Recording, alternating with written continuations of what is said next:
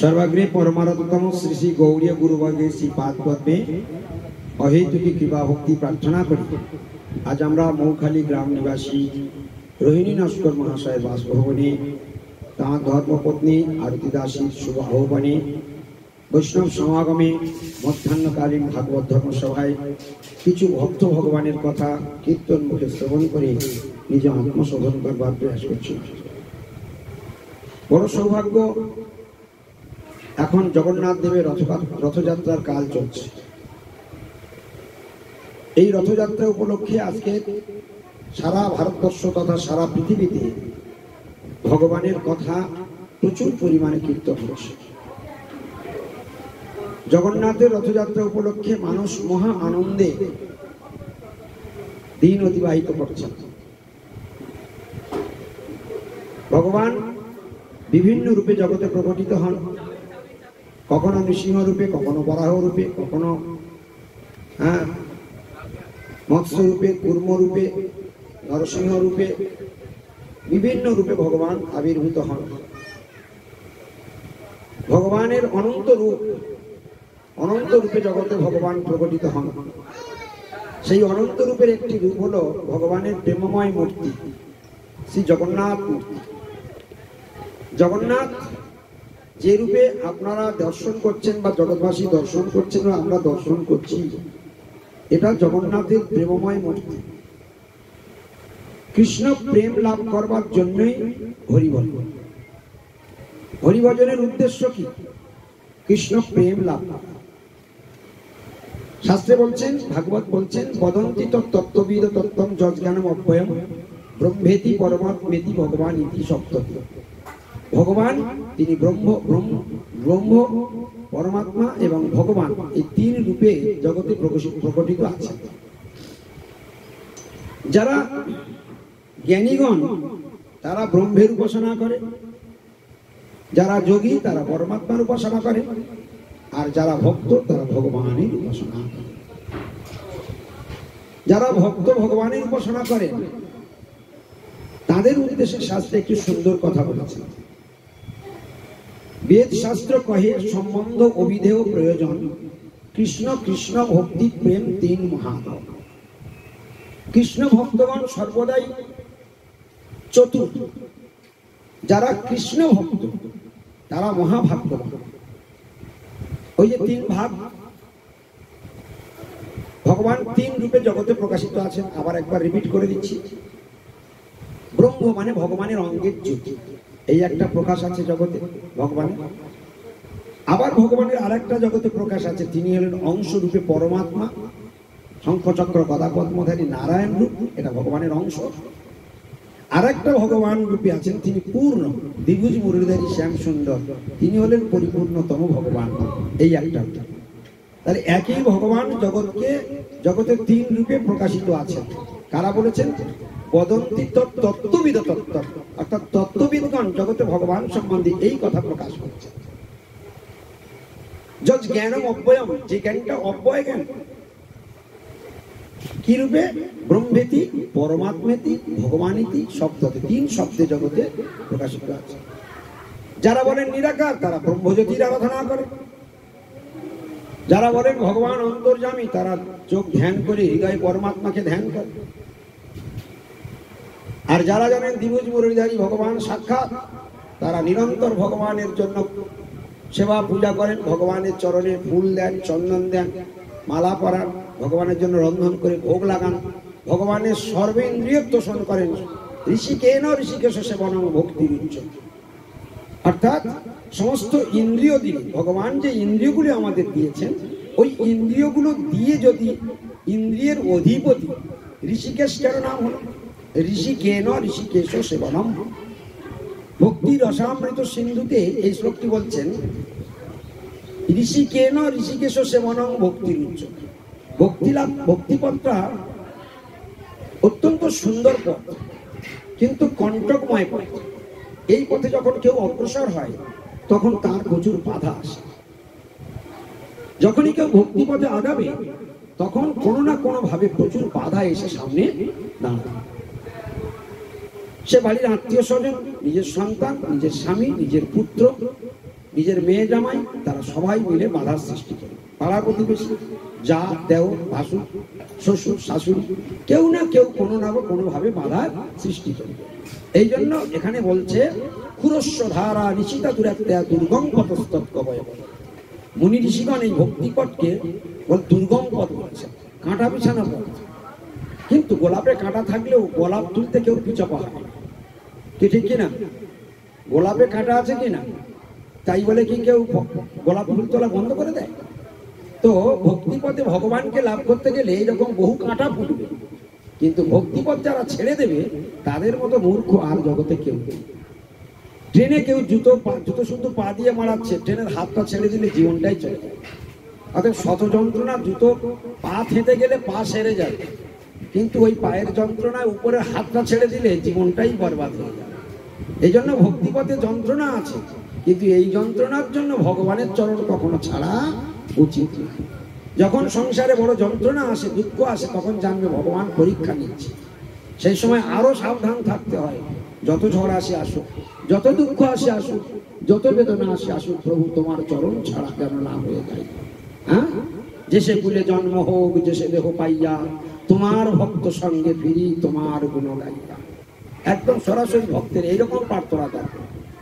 কিন্তু যারা কনিষ্ঠ ভক্ত, যারা কোমল শ্রদ্ধাযুক্ত ভক্ত, যাদের ভক্তিপথে দৃঢ়তা আসেনি, তারা একটু কিছু সংসারে ধাক্কা হলেই ভগবানকে দোষারোপ করে, ভগবানকে গালিগালাজ করে, ভগবান পাথরের ঠাকুর, ভগবান বলে কেউ নেই, এইরকম ধরনের উক্তি তাদের মুখ থেকে বেরোতে থাকে। কিন্তু শুদ্ধ ভক্ত যারা হবেন তারা কখনো এরকম কথা বলবেন। তাই ভক্তির পথটা দুর্গম পথ, দুর্গম পথস্তৎ। সেই পথটা দুর্গম পথ। কে বলেছেন? কবয় পদন্তি। কারা বলেছেন? মুনি ঋষিগণ কথা বলেছেন। তো ব্রহ্মের জ্যোতির সাধনা করেন কারা? জ্ঞানীরা। যারা নিরাকার বলেন তারা জ্যোতির সাধনা করেন, আর যোগীরা পরমাত্মা রূপে হৃদয়ে ধ্যান করে। আর ভক্তগণ সরাসরি ভগবানের সেবা করে, ডাইরেক্ট ভগবানের সেবা। ভগবানকে দ্বিভুজ মুরলীধারী শ্যাম সুন্দর রূপে সেবা করে, তার ফুলের মালা পরায়, হ্যাঁ, তার চরণে ফুল, চন্দন, তুলসী দেয়, তাকে অর্চন করে, তাকে স্নান করায়, তার জন্য রন্ধন করে, তার ভোগ লাগায়, তার আরতি করে। সরাসরি একদম সাকার ভগবান রূপে সেবা। তো এ সংসারে সকলে সমান ভাগ্যবান নয়। যারা উত্তম ভাগ্যবান তারা সরাসরি ভগবান ডাইরেক্ট সেবা করে, যারা মিডিয়াম ভাগ্যবান তারা ওই জ্যোতিষ সাধনা করে, আর যারা অত্যন্ত মন্দ ভাগ্য তারা ওই জ্যোতিষ সাধনা করে। আর যারা সাধনা করে না তারা কোন লেভেলের সেটা আর ভাষায় বর্ণন করবার আর কোনো প্রয়োজন নাই। কারণ ভগবানের সেবা বিনা জীবন অধন্য, এটা জানতে হবে। ভগবান বিনা গতি নাই, গতি নাই, গতি নাই। চলুন তাহলে আমরা ভক্তি জগতে কিভাবে ভগবানের আরাধনা কিরকম কেন করব, কি ব্যাপারে একটু জেনে নিই। যারা ভক্ত তাদের কথাই আলোচনা বলছে। বেদ শাস্ত্র কহে সম্বন্ধ অভিধেয় প্রয়োজন, কৃষ্ণ কৃষ্ণ ভক্তি প্রেম তিন মহাধন। ভালো করে জেনে থাকবে, খুব মূল্যবান কথা। জগতে তিনটা ধনের কথা শাস্ত্র বর্ণনা করেছে। আমরা জগতে জ্ঞান লাভ করি। জ্ঞান লাভ করা কেন হয়? যে বিষয়টা আমরা জানি না সেই বিষয়টা শুনলে, তারপর সেই বিষয়ে জানলে তবে জ্ঞান লাভ, সেই বিষয়ে জ্ঞান লাভ। কথা ঠিক কিনা? জ্ঞান লাভ করার পন্থা কি? শ্রবণের মাধ্যমে জানা যায় এবং জ্ঞান লাভ হয়। যে বিষয় জানি না সেই বিষয়টা জানলে জ্ঞান লাভ হয়। জ্ঞান লাভ কোথা থেকে করব? জ্ঞান লাভের তিনটা জায়গা রয়েছে। তিনটা জায়গায়, তিনের বাইরে থেকে যদি তুমি জ্ঞান লাভ করতে গিয়েছো তাহলে তোমার কপালে দুঃখ আছে, তুমি বিপদগামী হয়ে যাবে। তিনটা জায়গা ছাড়া কোথাও কোনোদিন জ্ঞান লাভ করতে যাবে না, শাস্ত্র জ্ঞান লাভ করতে যাবে না, ভগবানকে জানতে যাবে না। জ্ঞান লাভ করবার তিনটা জায়গা কি? এক, সাধুর কাছে শুনবে, না তো একবার শাস্ত্রের কাছে শুনবে, আর গুরুর কাছে শুনবে। এই তিন জায়গা থেকে ছাড়া ভগবান সম্বন্ধে আর কারুর কাছে জানতে যেও না, তাহলে তুমি বিপদগামী। বোঝা গেল কি? তাহলে কোন কোন জায়গা থেকে ভগবানকে জানবার জন্য কোন কোন, হ্যাঁ, হ্যাঁ, যদি আমাকে শিয়ালদায় যেতে হয় তাহলে ক্যানিং থেকে শিয়ালদা পর্যন্ত যে কটা প্ল্যাটফর্ম আছে তার যে কোনো একটা আমাকে বেছে নিতে হবে। কি আমি যদি মাঝ রাস্তায় হাত দিয়ে রেলটা থামানোর চেষ্টা করি, ওখান থেকে ওঠার চেষ্টা করি, হবে কি? এটা হচ্ছে প্ল্যাটফর্ম। ভগবানের কাছে ফিরে যাওয়ার 3টে প্ল্যাটফর্ম আছে, ওখান থেকেই ওই ট্রেনে তোমাকে উঠতে হবে। একটা সাধু প্ল্যাটফর্ম, একটা গুরু প্ল্যাটফর্ম, আর একটা শাস্ত্র প্ল্যাটফর্ম। এই 3 প্ল্যাটফর্ম থেকে তোমাকে ভগবানের রাজ্যে যেতে গেলে এই স্টেশন থেকে তোমাকে ট্রেনে উঠতে হবে। এর বাইরে যদি তুমি মাঝ রাস্তায় ট্রেনে ওঠার ধান্দা করো, তোমার নিতান্ত মূর্খতা ছাড়া আর কিছু। জগতের বহু লোক এরকম সাধু শাস্ত্র গুরু বাক্যকে বাদ দিয়ে তারা মনোকল্পিত বা জল্পিত ভাবে ভগবানকে ধরবার চেষ্টা করছে। বেদ শাস্ত্র কহে সম্বন্ধ ও বিধেয় প্রয়োজন। চলো, এই জগতে যারা ভগবানের আরাধনা করবেন তাদের জন্য শাস্ত্র 3টা মহাধনের সংবাদ দিয়েছে। একটা মহাধন নয়, 3 মহাধন। আচ্ছা, ধনের আশা কার নেই ভাই? ধনের আশা কার নেই? সকলের ধনের আশা আছে। হ্যাঁ, ধনের আশা সকলের মধ্যে বিরাজমান। এখন সেই ধনকে বলতে গিয়ে বলছে, এ জগতে তুমি যত ধন ইনকাম করবে সব ধন তোমাকে হারাতে হবে। মনে রাখবে, হ্যাঁ, যে ধন তুমি লাভ করবে তা তোমাকে হারাতে হবে। শাস্ত্র বলছেন, সাধু বলছেন, আর গুরু বলছেন, এমন ধনের একটা সন্ধান করো যে ধন অর্জন করলে আর কোটি জন্মে তোমার কাছ থেকে কেউ কেড়ে নিতে পারবে না। এই ধনের সংবাদ এইখান থেকেই নিতে হবে। কি সেই সংবাদ? কি সেই মহাধনের সংবাদ? মন দিয়ে আজকে শুনে নাও। কি সেই ধন? বলছে বেদ শাস্ত্র কহে। কে বলছেন এই ধনের সংবাদটা? কে দিচ্ছে? 3 মহাধনের সংবাদ কে দিচ্ছেন? বেদ শাস্ত্র কহে। এই খবরটা কে দিচ্ছেন? বেদ শাস্ত্র। মনে থাকবে তো?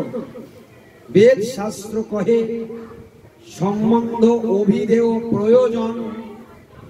সম্বন্ধ অভিধেয় প্রয়োজন। তোমরা বলো, আরেকটু জোরে বলো, আরেকটু জোরে বলো। সম্বন্ধ অভিধেয় প্রয়োজন। বেদ শাস্ত্র কহে সম্বন্ধ অভিধেয় প্রয়োজন। এই 3টা, আর এই 3টার জায়গা থেকে আরেকটা হলো এই 3-এর সঙ্গে 3-এর মিলন আছে, 3-এর সঙ্গে 3-এর বন্ধুত্ব রয়েছে। সম্বন্ধ অভিধেয় প্রয়োজন। সম্বন্ধটা কার সঙ্গে করব? আমরা যখন কারোর সঙ্গে সম্বন্ধ করি তখন ভেবে চিন্তে করি কিনা? বিয়ে করতে গেলে যেখানে সেখানে একটা মেয়ে দেখে নি? হ্যাঁ, বিয়ে করতে গেলে দেখাশোনা হয়, পরিচয় নেওয়া হয়, আশেপাশে জিজ্ঞাসাবাদ করা হয়, জানা হয়, তারপরে একটা সম্বন্ধ তৈরি হয়। কি ঠিক কিনা? তো সম্বন্ধটা হবার আগে কার সঙ্গে সম্বন্ধ করব সেটা যেমন যাচাই করা হয়, আমরা কার সঙ্গে সম্বন্ধ করব বেদ শাস্ত্র বলে দিল। সম্বন্ধ যদি করবে তাহলে একজনের সঙ্গে সঙ্গে সম্বন্ধ করো, আর দ্বিতীয় কারোর সঙ্গে সম্বন্ধ করতে যেও না। তুমি টেপার গলায় মালা দেবে, টেপা কালকের মরে যাবে, তাহলে তার সঙ্গে সম্বন্ধ হয়ে আমার কি লাভ হলো? কি বলছে? তাহলে এমন একটা পার্মানেন্ট সঙ্গ ধরো, কি, যার সঙ্গে সম্বন্ধ করলে আর কোনোদিন হারাবে না। বলে সেই সম্বন্ধ কার সঙ্গে? এই যে 3 সম্বন্ধ অভিধেয় প্রয়োজন। তো সম্বন্ধটা বলে দিল, শাস্ত্র বলে দিচ্ছে সম্বন্ধ যদি করতে হয় আর জীবনে কোনোদিন ঠকতে হবে না, এই কৃষ্ণের সঙ্গে সম্বন্ধ হবে। গৌর ব্রহ্মানন্দে। তাহলে কার সঙ্গে সম্বন্ধ পাঠাতে হবে? কার সঙ্গে? কৃষ্ণ কবে হারিয়ে যাবে আমার জীবন থেকে? কৃষ্ণ কোটি জন্মেও কৃষ্ণ আমার কাছ থেকে হারাবে না, উনি হারাবার নয়। তাই সে হলো বুদ্ধিমান, যেই জন কৃষ্ণ ভজে। মিলে গেল? তাহলে প্রকৃত চালাক কে? সেই প্রকৃত চালাক যে কৃষ্ণের সঙ্গে সম্বন্ধ স্থাপন করে নিল। বলছে স্থাপন করার প্রশ্ন কেন আসলো? বলছে স্থাপনটা এই কারণে এই কথাটা এলো, আমরা কৃষ্ণদাস ছিলাম, আমরা কৃষ্ণদাস আছি, আমরা কৃষ্ণদাস থাকবো, কিন্তু স্থাপন করার কেন কথাটা এলো? আমরা তো স্থাপন না করলেও আমরা কৃষ্ণদাস। কেউ মানে কেউ না মানে সব তার দাস, যে না মানে সেই পাপে তার হয় সর্বনাশ। আমরা তো কৃষ্ণদাস ছিলাম, কৃষ্ণদাস আছি, কৃষ্ণদাস থাকবো, তাহলে স্থাপন করবার কি দরকার হলো? ওরে সর্বনাশ হয়ে গেছে এইখানে, ও কৃষ্ণর বাপ, কৃষ্ণের প্রভু, সেটা ভুলে গেছে। ওই জন্য সেটাকে ফের নতুন করে সাধুরা মনে করিয়ে দিয়ে ওই সম্বন্ধটাকে আবার স্থাপন করে দেয়, দিয়ে আবার কৃষ্ণ সেবায় নিযুক্ত করে দেয়। আর সেই সেবা করতে করতে সে আসল বাড়ি গোলক বৃন্দাবনে ফিরে চলে যায়। এ জগতে আর তার থাকতে হয়। কি বোঝা গেল কিছু? এই জন্য সম্বন্ধ যদি করতে হয় তাহলে কার সঙ্গে সম্বন্ধ করতে হবে? কৃষ্ণের সঙ্গে। আর সংসারে যতগুলো সম্বন্ধ আছে সবগুলো কি হবে? স্বামীর সঙ্গে তোমার সম্বন্ধ আছে, হারাতে হবে। স্ত্রীর সঙ্গে সম্বন্ধ আছে, হারাতে হবে। সন্তানের সঙ্গে সম্বন্ধ আছে, হারাতে হবে। জমির সঙ্গে সম্বন্ধ আছে, হারাতে হবে। ছেলে বৌমা নাতি পুতি টিভি ফ্রিজ আলমারি যা আছে সব সম্বন্ধ আছে, সব হারাতে হবে। তার এমন বুদ্ধিমান ব্যক্তি খুঁজে বের করো যা ধরলে আর কোনোদিন হারাবে না। তার সেই বস্তুকে সবাই জোরে বলো, ভগবান শ্রীকৃষ্ণ। ভগবান শ্রীকৃষ্ণ। কোথা থেকে শুনলাম বলি, একটু আগে বলে এসেছি, শুনতে হলে 3 জায়গা থেকে শুনতে হবে। এর বাইরে শুনলে কি বিপদ আছে। কার কাছ থেকে শুনতে হবে? কার কাছ থেকে বলো দেখি? সাধু আর সাধু, শাস্ত্র আর গুরু। তাহলে আমরা এখন কোথা থেকে শুনছি? শাস্ত্রে এই কথা বলেছেন, আর সেটা এখন আমরা শুনছি সাধু মুখে, তাই কি না? সাধুরা ছাড়া শাস্ত্রের কথা কারা বলবে? শাস্ত্রের কথা বলতে গেলে কারা বলবে? তো যখন শাস্ত্র থাকো তখন পড়ে শুনলাম, যখন সাধু থাকবে তখন সাধুর মুখে শুনলাম, আর যখন গুরুদেব থাকবে তখন গুরুদেবের মুখে শুনলাম।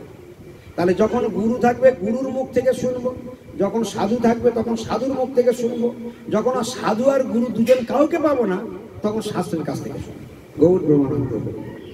তাহলে বোঝা গেল? এখন সাধু এসেছে আর গুরু এসেছে, আমি সাধু আর গুরুকে বসিয়ে রেখে আমি নিজে শাস্ত্র পড়ে পড়ে শুনে নিচ্ছি, কি তখন ঠিক হবে? হ্যাঁ, এটা রং প্রসেস, তুমি অপরাধে পড়ে যাবে। বোঝা গেল কিছু? ওই সাধু, শাস্ত্র আর গুরু তিনে কোনো ভেদ নাই, ওই 3 সব একই সম্বন্ধ, একই সরল রেখায় অবস্থিত আছে।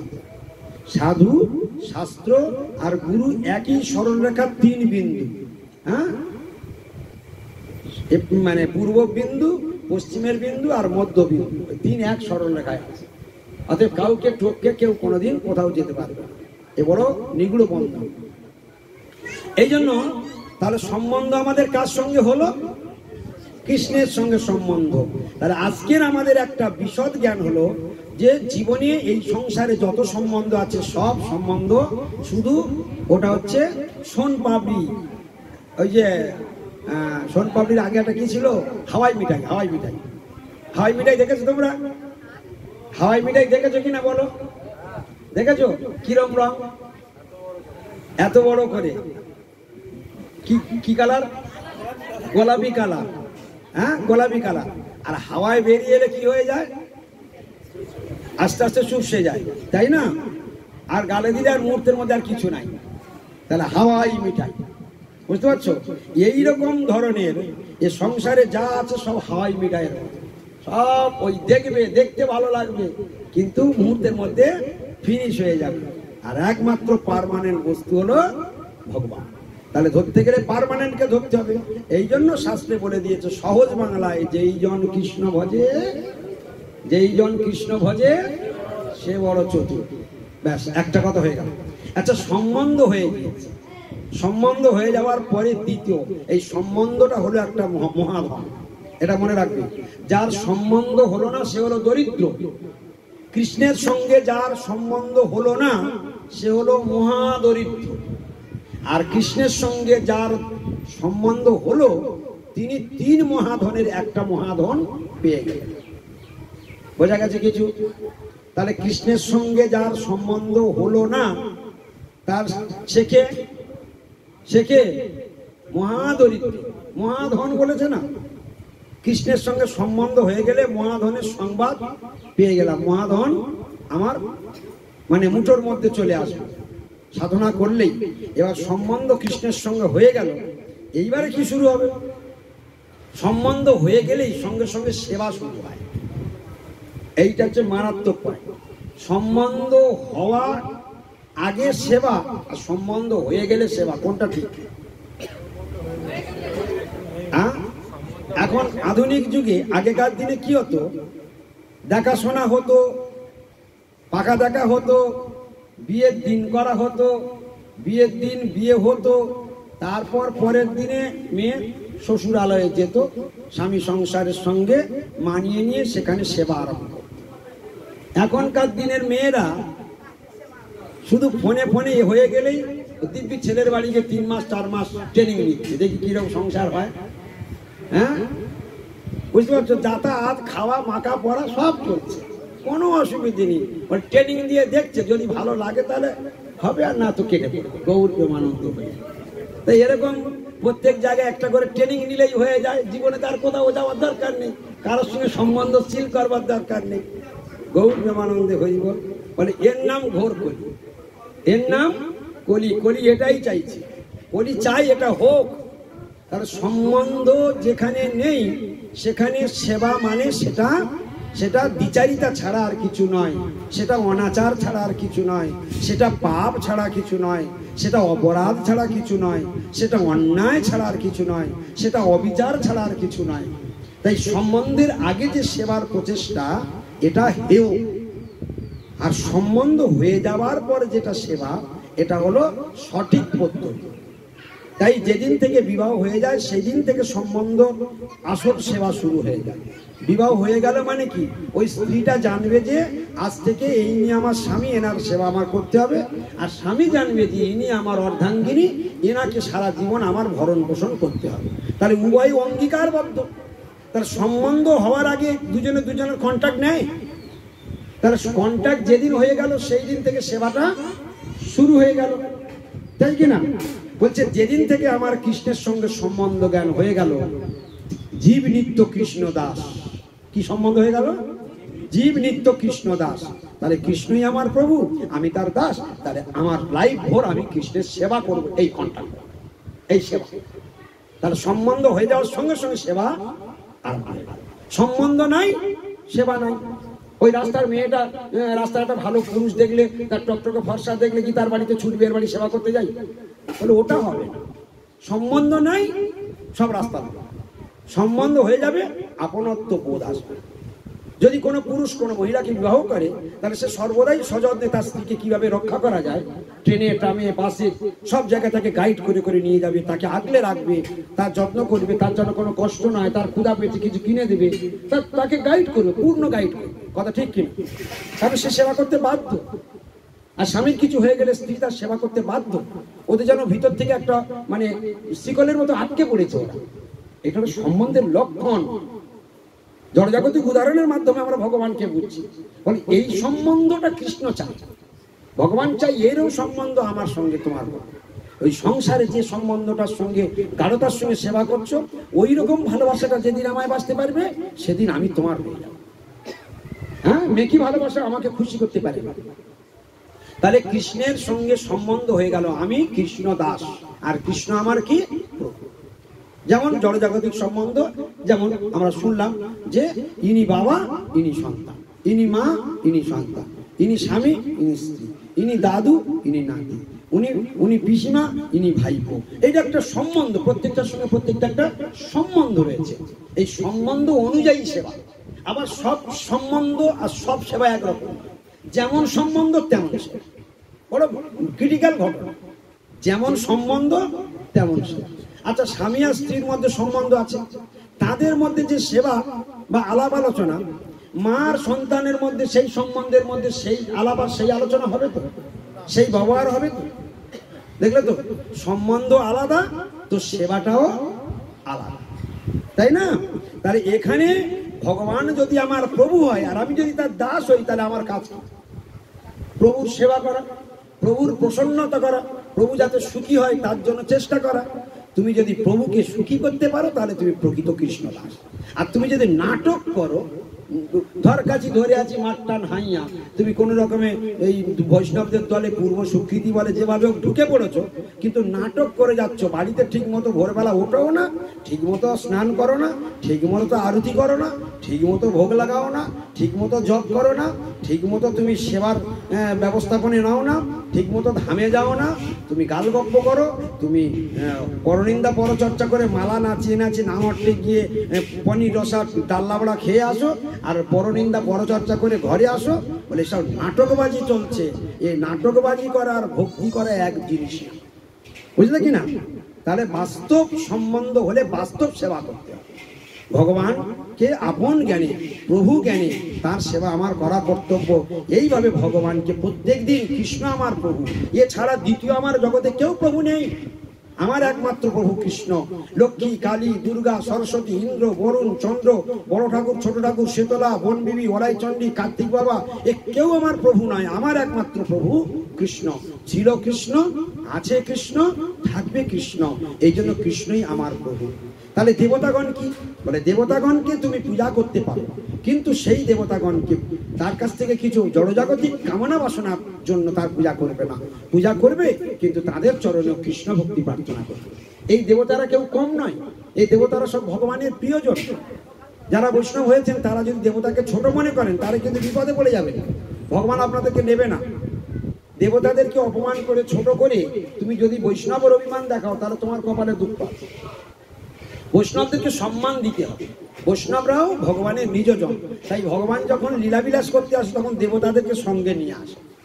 এর থেকে কি প্রমাণ হয়? ভগবানের খুব কাছের জন বলে লীলা, তাদেরকে সঙ্গে করে নিয়ে লীলা করতে আসে। কই তোমার সঙ্গে করে তো ভগবান লীলা করতে আসে না। তাহলে সেদিক থেকে ইন্দ্রদেব, আমরা দেখছি ইন্দ্রদেব বর্ষা দিয়ে ব্রজবাসীদেরকে ধ্বংস করে দেওয়ার চেষ্টা করেছে। ভগবানের মায়াতে মোহিত হয়ে চিনতে পারেনি ভগবানকে। যে ভগবানের কৃপাতে ইন্দ্রত্ব লাভ করেছে, সেই ভগবানের উপর মায়া চাপিয়ে দিয়েছে। ব্রহ্মাজি বুঝতে না পেরে সেই ভগবানের কৃপাতে ব্রহ্মাও পদ লাভ করেছে। আবার সেই ভগবানের উপরে কলমচারীদের পরীক্ষা নিয়ে তাকে আবার তার গোধর্ণ হরণ করেছে। এগুলো ব্রহ্মাদি দেবতাগণ ভুল করেছে। তার মানে এই নয় ওই দেবতারা আর ইন্দ্রদেব হোল টাইম ভুল করে। হোল টাইম ভুল তারা করে না। আমাদেরকে শিক্ষা দেওয়ার জন্যই ভাগবতে এই চরিত্রগুলো তুলে ধরেছে। দেখো এনারাই কিভাবে বড় বড় পদে থেকেও এনারা ভুল করে কিভাবে ভগবানের চরণে শরণাগত হয়েছে, এটা তোমরা দেখে শেখো, অনুকরণ করো না, অনুসরণ করো। এই ভুল যেন আমরা কোনোদিন না করি, এটাই হলো শিক্ষা। তার মানে ইন্দ্র ভুল করেছে, আমরা করবো তা কি হয়েছে? ব্রহ্মাজি ভুল করে তা না, আমরা করবো তা কি হয়েছে? এরকম উল্টা যদি শিক্ষা লাভ করতে পারো, ব্যাস তাহলে হয়ে গেল, গৌর প্রেমানন্দ। তাই দেবতারা কেউ হেও নয়, দেবতারাও ভগবানের খুব কাছের জন, দেবতারা ভগবানের খুব নিজজন। বোঝা গেল কিছু? এই জন্য শাস্ত্রে বলা আছে সর্বদেবে সম্মান দিবে, জানি সর্বদেবে পুজিবে না হইবে তৎপর, সবার কাছে মাগি লবে কৃষ্ণ ভক্তিবর। তাহলে সব দেবতাদেরকে দেখলে কি করতে হবে? কি করতে হবে? সব দেবতাদেরকে দেখলে কি করতে হবে? দেবতার মন্দির দেখলে কি করতে হবে? আর করতে হবে না, যখন কালী পূজা যেদিন আসবে সেদিন প্যান্ডেল বেঁধে কালী পূজা করতে হবে না, ছলন বাজনা নিয়ে এসে পূজা টুজা করতে হবে, ঠাকুর বসার ডেকে এনে কালী পূজার দিন কালী পূজা করতে হবে, সরস্বতী পূজার দিন সরস্বতী পূজা করতে হবে। যেদিন যে পূজা সেদিন সেটা করতে হবে তো না? যদি দেবদেবীরা আগ করে নাকি? গৌর প্রেমানন্দে হরি বল বলছে জড়জাগতিক লোক, স্মার্ত লোক যারা কৃষ্ণের সঙ্গে এখনো সম্বন্ধ পাতায়নি, তারা দেবদেবীর পূজা করবে। তারা করুক, তারা না করার থেকে করা ভালো, না করার থেকে করা ভালো, ভালো কাজের ভ্যাং ভালো। কিন্তু এরা পূজা করেও পূজার ফল পায় না। এরা পূজা তো করে না, ভগবান দেবদেবীদেরকে উদ্বেগ দেয়, দেবদেবীদেরকে কষ্ট দেয়। এরা পূজার নাম মাত্র পূজা করে। ওই পূজা করে কেন? ওই চাঁদা তুলবে, মাল খাবে, এইটা হচ্ছে মেন উদ্দেশ্য। মা খুশি হবে এই উদ্দেশ্যে পূজা করে না। চাঁদা তুলবে, যে পূজা হবে হবে, যা এক্সট্রা হবে, ক্লাবে ছাদ আঁটবো, ক্যারাম বোর্ড কিনবো, কি ঠিক কি না, একটা টিভি বসাবো, হ্যাঁ ডিজে বক্স নিয়ে এসে মাকে উদ্বেগ দেবো। মা তোমার তো এরকম গান কেউ শোনায় না, তুমি এই গান শোনো, তোমার জীবন ধন্য হয়ে যাবে। তোমার স্বর্গের যে গান নেই, তোমাকে এত কষ্ট করে নিয়ে এসেছি, তুমি শোনো, টুম টুম টুম টুম টুম। দেখো তোমার স্বর্গে মা এরকম নাই, আমরা কত যত্ন করে তোমার ব্যঞ্জ বাজিয়ে বাজিয়ে নিয়ে এসেছি, হ্যাঁ, বাজনার ঠেলায় মানে একদম পুরো মাথা খারাপ করে দিয়েছি, আর আবির ছড়িয়েছি, আর চকলেট ফাটিয়েছি, আর মাল খেয়ে কে কোথায় কে আর কার ওপর পড়ে যাচ্ছে, মা আর মা মা তুই আবার এসো মা, বলে মা এত খুশি এত খুশি, বলি এরকম ভক্ত আমি কোথায় পাবো? বুঝলে কিনা? এই হচ্ছে পূজা, এই হলো ভক্তি। বলে দেবদেবীরা জীবনে তো খুশি হওয়া দূরের কথা, এদের কাউকে মা দেবদেবীরা কাউ এদের ক্ষমা করবে না, জেনে রাখবে। হ্যাঁ, উদ্বেগ দিচ্ছে, তাদেরকে কষ্ট দিচ্ছে, ওই বেলের লাপনা। মার সামনে কেউ মাল খেয়ে নাচে? তোমার বাবা মার সামনে কই একটু মাল খেয়ে নাচো তুমি দেখি। তোমার বাবা যদি খুশি হয়, তোমার বাবা মা যদি খুশি হয়, তুমি মাল খেয়ে এসে তোমার বাবা মার সামনে নাচবে, আর ওই ডিজে বক্সটা তোমার উঠোনে ছেড়ে দেবে। তোমার বাবা মা যদি খুশি হয়, তাহলে তুমি ঠিক কাজ করছো। বলছে এরা দেবদেবীকে পূজা করবে, কিন্তু এরকম তাদেরকে উদ্বেগ দেয়, তাদেরকে কষ্ট দেয়, তাদেরকে দুঃখ দেয়, নামমাত্র পূজা করে। এসব পূজাতে কোনোদিন, এই জন্য পূজা করেও এরা পূজার ফল পায় না, পূজা করেও দেবদেবীর কৃপা লাভ করতে পারে না, আরো অপরাধে জড়িয়ে। পূজা করবে ভদ্রভাবে পূজা করবে, পূজা ভাবে সুন্দরভাবে ভক্তি করে পূজা করবে, এরকম পূজা তারা করে না। কিন্তু বৈষ্ণবরা এই পূজা করবে না। বৈষ্ণবরা কোথায় চলে গেল? সম্বন্ধটা কার সঙ্গে? কৃষ্ণের সঙ্গে। তাই দেবদেবীর সঙ্গে এরা পূজা করবে না। দেবদেবীকে পূজা করবে, পূজা প্রণাম করবে মাত্র। বৈষ্ণবদের ডিউটি কি? বৈষ্ণবদের ডিউটি হলো বৈষ্ণবদের দেবদেবীকে সম্মান করবে, প্রণাম করবে। এইটা হচ্ছে বৈষ্ণবদের ডিউটি, অসম্মান করা না। তারা ভগবানের কাছের জন, এরকম বুঝতে হবে। তারা ভগবানের সন্তান, তারা ভগবানের নিজজন, দেবদেবীরা। তাই তাদেরকে কোনোদিন অনাদর করবে না। আর তাদের অনাদর করলে তারা রুষ্ট হলে তুমি ভগবানকে পাবে। তাহলে সেখানেও সেদিকটাকেও সাবধান রাখতে হবে। তাহলে পূজাও করব না, অসম্মানও করব না। পূজা মানে একটাই পূজা, ওই সর্বদেবে পুজিবে। এখানে পুজিবে মানে তাকে সম্মান করবে, আর তাকে কি করবে? প্রণাম করবে। প্রণাম করে কি বলবে? প্রণাম করে কৃষ্ণ ভক্তি প্রার্থনা করবে। বুঝতে পেরেছ? তাহলে সমস্ত দেবদেবীকে দেখলে কি করতে হবে? প্রণাম করতে হবে। প্রণাম করে কি চাইতে হবে? কৃষ্ণ ভক্তি ছাড়া দেবদেবীর কাছে একটা জিনিসও চাইবে।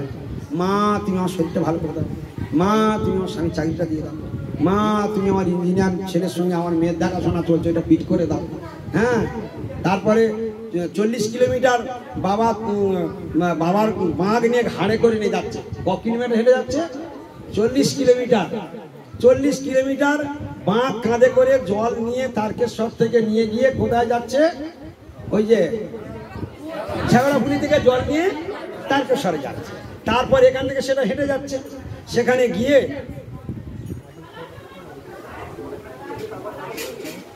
হরে কৃষ্ণ। তো সেখানে কি হলো? সেখানে গেল, বাবার কাছে গেল। তাহলে কে গেছে? মদন। মদন এ তোমাদের পাড়ার মদন, কোমরে গামছা, নতুন গামছা পরে আর বাঁক নিয়ে কোথায় যাচ্ছে? হ্যাঁ, ভোলে বাবা পার করে। মাঝে মাঝে বিড়ি খেয়ে যাচ্ছে, কি ঠিক কিনা? যেখানে যাতে জল সত্র আছে সেখানে টিপ মেরে মেরে যাচ্ছে। এখন আবার কি করে যাবে তার জন্য পিঠে বক্স বেঁধে, হ্যাঁ, গান চালিয়ে দিয়ে যাচ্ছে, কত রকমের গান বাজাচ্ছে। আচ্ছা, তাই না হলো, সব কিছু হলো, কিন্তু সেখানে গিয়ে 40 কিলোমিটার 50 কিলোমিটার হেঁটে গিয়ে কি করবে? বাবার মাথায় জল ঢালবে। জলটা ঢেলে এবার বাবার কাছে তো কিছু একটা বলতে হবে, বাবার কাছে কিছু বলতে হবে। তখন বাবার কাছে বলছে, এদিক ওদিকে একটু তাকিয়ে দেখে নি, কেউ নাই তো? বলে বাবা, পাশের পাড়ায় টিভির সঙ্গে আমার চলছে, ওইটা ঠিক করে দিও, গৌর প্রেমানন্দে। হ্যাঁ, তাহলে 40-50 কিলোমিটার পায়ে হেঁটে শিবজি ভাসছে, আর মনে মনে চিন্তা করছে, তুই 50 কিলোমিটার হেঁটে এসে টেপির জন্য আমার কাছে এলি? হ্যাঁ, তুই ভগবানের কাছে পাওয়ার জন্য আমার কাছে তুই এলি, তুই টেপির জন্য আমার কাছে এলি। গৌর প্রেমানন্দে হরি হরি। এই হচ্ছে আমাদের ভক্তির নমুনা। আমরা ভক্তি দেখাই, কিন্তু আসলে ভক্তির রস বা রহস্য বা এর নিগুড় তত্ত্ব কেউ জানে না। এগুলো জানতে হবে। তাহলে ভক্তিটা একমাত্র এমন একটা সম্পদ, সেটাকে হচ্ছে অভিধেয়। ওই যে সম্বন্ধ হয়ে গেল, সম্বন্ধ অভিধেয়। অভিধেয়টা কি? সেবা। অভিধেয়টা কি? তাহলে সম্বন্ধ হয়ে গেলে সেবা আরম্ভ হয়ে গেল, ওই সেবার নাম হলো অভিধেয়। মনে থাকবে। তাহলে তাহলে কৃষ্ণের সঙ্গে সম্বন্ধ হলো এই একটা মহাধন। আর যেদিন থেকে আমি কৃষ্ণ সেবা শুরু করে দিলাম, ওই এক মহাধন। আর সেবা করলে, যার সেবা করছি তিনি প্রসন্ন হয়ে যে বস্তুটা দান দেয় তার নাম হলো প্রেম, সেটা একটা মহাধন। বোঝা গেল? তাহলে তিনটে মহাধন কি কি হলো? তিনটে মহাধন কি কি বলে দিচ্ছি, মনে রাখো। এক মহাধন হলো কৃষ্ণ, দুই মহাধন হলো কৃষ্ণ সেবা, আর তিন মহাধন হলো প্রেম লাভ। গৌর প্রেমানন্দে। তিন মহাধনের সংবাদ পাওয়া গেল। তিন মহাধন এ সব গালে দেবে বাবা, এত সোজা? হ্যাঁ, এত সোজা নয়। এ তো ভাগবতের নিগূঢ় রহস্যের কথা আজকের বর্ণনা হলো। এটা ভাগবতের গুপ্তধন আলোচনা হলো। এ যারা বুঝতে পারুক বা না পারুক, যে শুনবে তার মঙ্গল অনিবার্য। আজকের যা কথা হলো, এই পর্যন্ত যা কথা হলো, খুব মন দিয়ে শুনবেন। ভাগবতের নিগূঢ় রহস্যের কথা হলো। মহাপ্রভু যে শিক্ষা জগতে দিয়ে গিয়েছেন, সেই শিক্ষার কথা আলোচনা হলো। আর এটা যারা জানতে পারবে তাদের জীবনের মোড় ঘুরে যাবে। তাই এখানে যারা বুঝতে পেরেছে তারা ভাগ্যবান, যারা বুঝতে পারেনি শুধু কেবলমাত্র শুনেছে বল তারাও ভাগ্যবান, যারা এখান থেকে শুনে এখান থেকে বের করে দিয়েছে, একবার ছুঁয়ে চলে গেছে বল তারাও ভাগ্যবান। কারণ শুনলেই মঙ্গল, শুনিলেই হয় বড় হিত, শুনিলেই হয় বড় হিত। তাহলে যারা শুনেছে তারা সবাই কি ভাগ্যবান, তারা মঙ্গল লাভ করেছে। এখন আজকে আমরা ভগবানের সেবার কথা শুনি। এখন ভগবানের সেবা কারা করবে? যারা ভাগ্যবান, যারা পূর্বজন্মের অনেক কিছু স্বীকৃতি যাদের হয়েছে, সেই ভগবানের সেবা কারা করে? যারা ভক্ত। ভক্ত কি করে হয়? কাকে ভক্ত বলা যায়? বলে যার ভক্তি আছে সে হলো ভক্ত, যার ভক্তি নাই সে কোনোদিন ভক্ত হতে পারবে না। তাই ভক্তিটা ভক্তিস্তু ভগবত ভক্ত সঙ্গে না পরিযায়তে। ভক্তিটা কেবলমাত্র ভক্তের সঙ্গ করলেই একমাত্র ভক্তি লাভ হয়। তো আজকের এখানে যে অনুষ্ঠানটি হচ্ছে, এই অনুষ্ঠানের মূল কারণ কি? তার উদ্দেশ্যে আজকের এই ভাগবত কথা হলো। কেউ যদি মনে করেন যে সেই বিষয়টা কথা তো হয় না, এটা শুধু অন্য কথা হচ্ছে, বলে সে ভুল করছে, সে বুঝতে পারছে না। মিজরির ডালা, মিজরির ডালাটা উত্তর পশ্চিম পূর্ব দক্ষিণ যেদিক থেকে জিভ লাগাবে কি লাগবে? মিষ্টি লাগবে। এখন ও মনে মনে করছে পূর্ব দিকেরটা মিষ্টি আর উত্তর দিকেরটা মনে হয় তেতো। কি মিজরির উত্তর দিকটা তেতো আর পূর্ব দিকটা মিষ্টি নাকি? হ্যাঁ, বলি এই কথা হচ্ছে, সেই কথা হয় না। গৌর প্রেমানন্দে হরি বল। বলে এটা নয়, এটা দর্শন নয়। ভগবানের কথা মিজরির ডালা, ভগবানের কথা হলো মিছরির ডালা। ও যেদিক থেকে জিভ লাগাবে সেদিক থেকে মিষ্টি। ঠিক আছে? তো তবু হোক, বলছে যখন একটুখানি হোক। হ্যাঁ, আজকের কি অনুষ্ঠান? সাধ ভোগ। আগেকার দিনে সাধ ভোগ মাইক বাজি হতো না, টিভি টাবি সেরে দিত। এখন কি হচ্ছে? মাইক বাজিয়ে ভালো করে লোক কুটুম্ব নিমন্ত্রণ করে জাঁতা কলে ফেলে 200, 250, 300, 400 লোকের ভালো করে সেবা টেবা দেওয়া হচ্ছে। কি ঠিক কিনা? তা তবু ভালো। কেন ভালো? আরে ভগবানের কথা তো হলো। কি সব থেকে বড় কি? ভগবানের কথা হলো, আর সবাইকে প্রসাদ দেওয়া।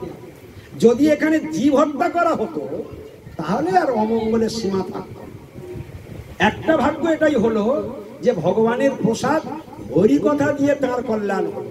হ্যাঁ, যার সাতভক্ষণ অনুষ্ঠান, তার নামটা কি জানো? সে মায়ের নাম কি?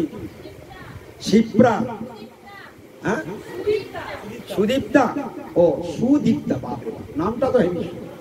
হ্যাঁ, সু মানে সুন্দর, দীপ্তা মানে সুন্দর, উজ্জ্বল ভাবে যার জ্যোতি চারিদিকে বিচ্ছুরিত হয় সে হলো দীপ্তা।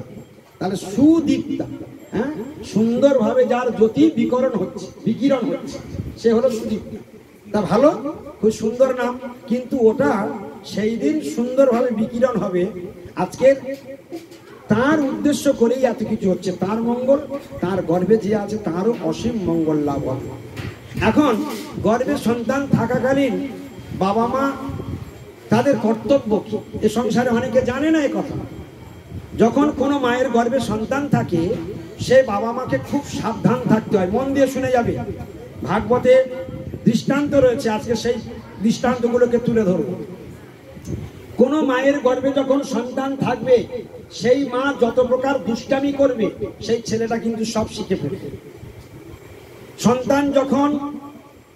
সন্তান যখন মায়ের গর্ভে জ্ঞান হয়ে যায়, সেই দিন থেকে ও যা যা আচরণ করবে, বাবা মা যা যা কথা বলা বলি করবে, সে সবগুলো কিন্তু শিখে ফেলবে।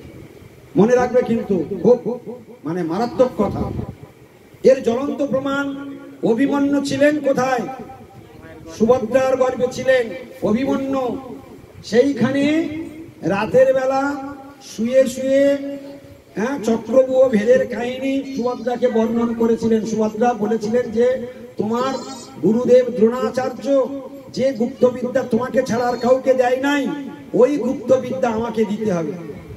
অর্জুন দিতে রাজি হয়নি, তুমি মহিলা, তুমি কি করবে, তোমার এসব নেওয়ার দরকার নেই। সুভদ্রাও ভালো যুদ্ধ বিগ্রহ জানতো, সুভদ্রা খুব ভালো যুদ্ধ করতে পারত, তো শেখাতে চাইনি। কিন্তু স্ত্রীদের যখন অত্যন্ত জেদি হয়ে যায়, তখন পুরুষরা তাদের কাছে আর পেরে ওঠে না।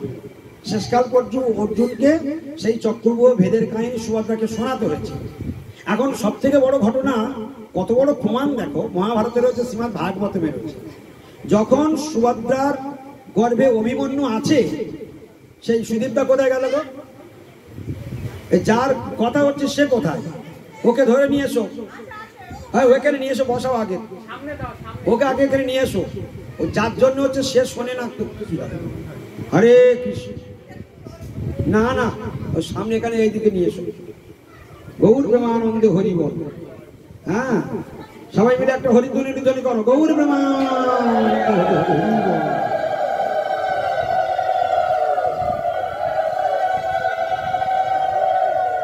হরে কৃষ্ণ। এগুলো মন দিয়ে শুনতে হবে, এই কথাগুলি কথা।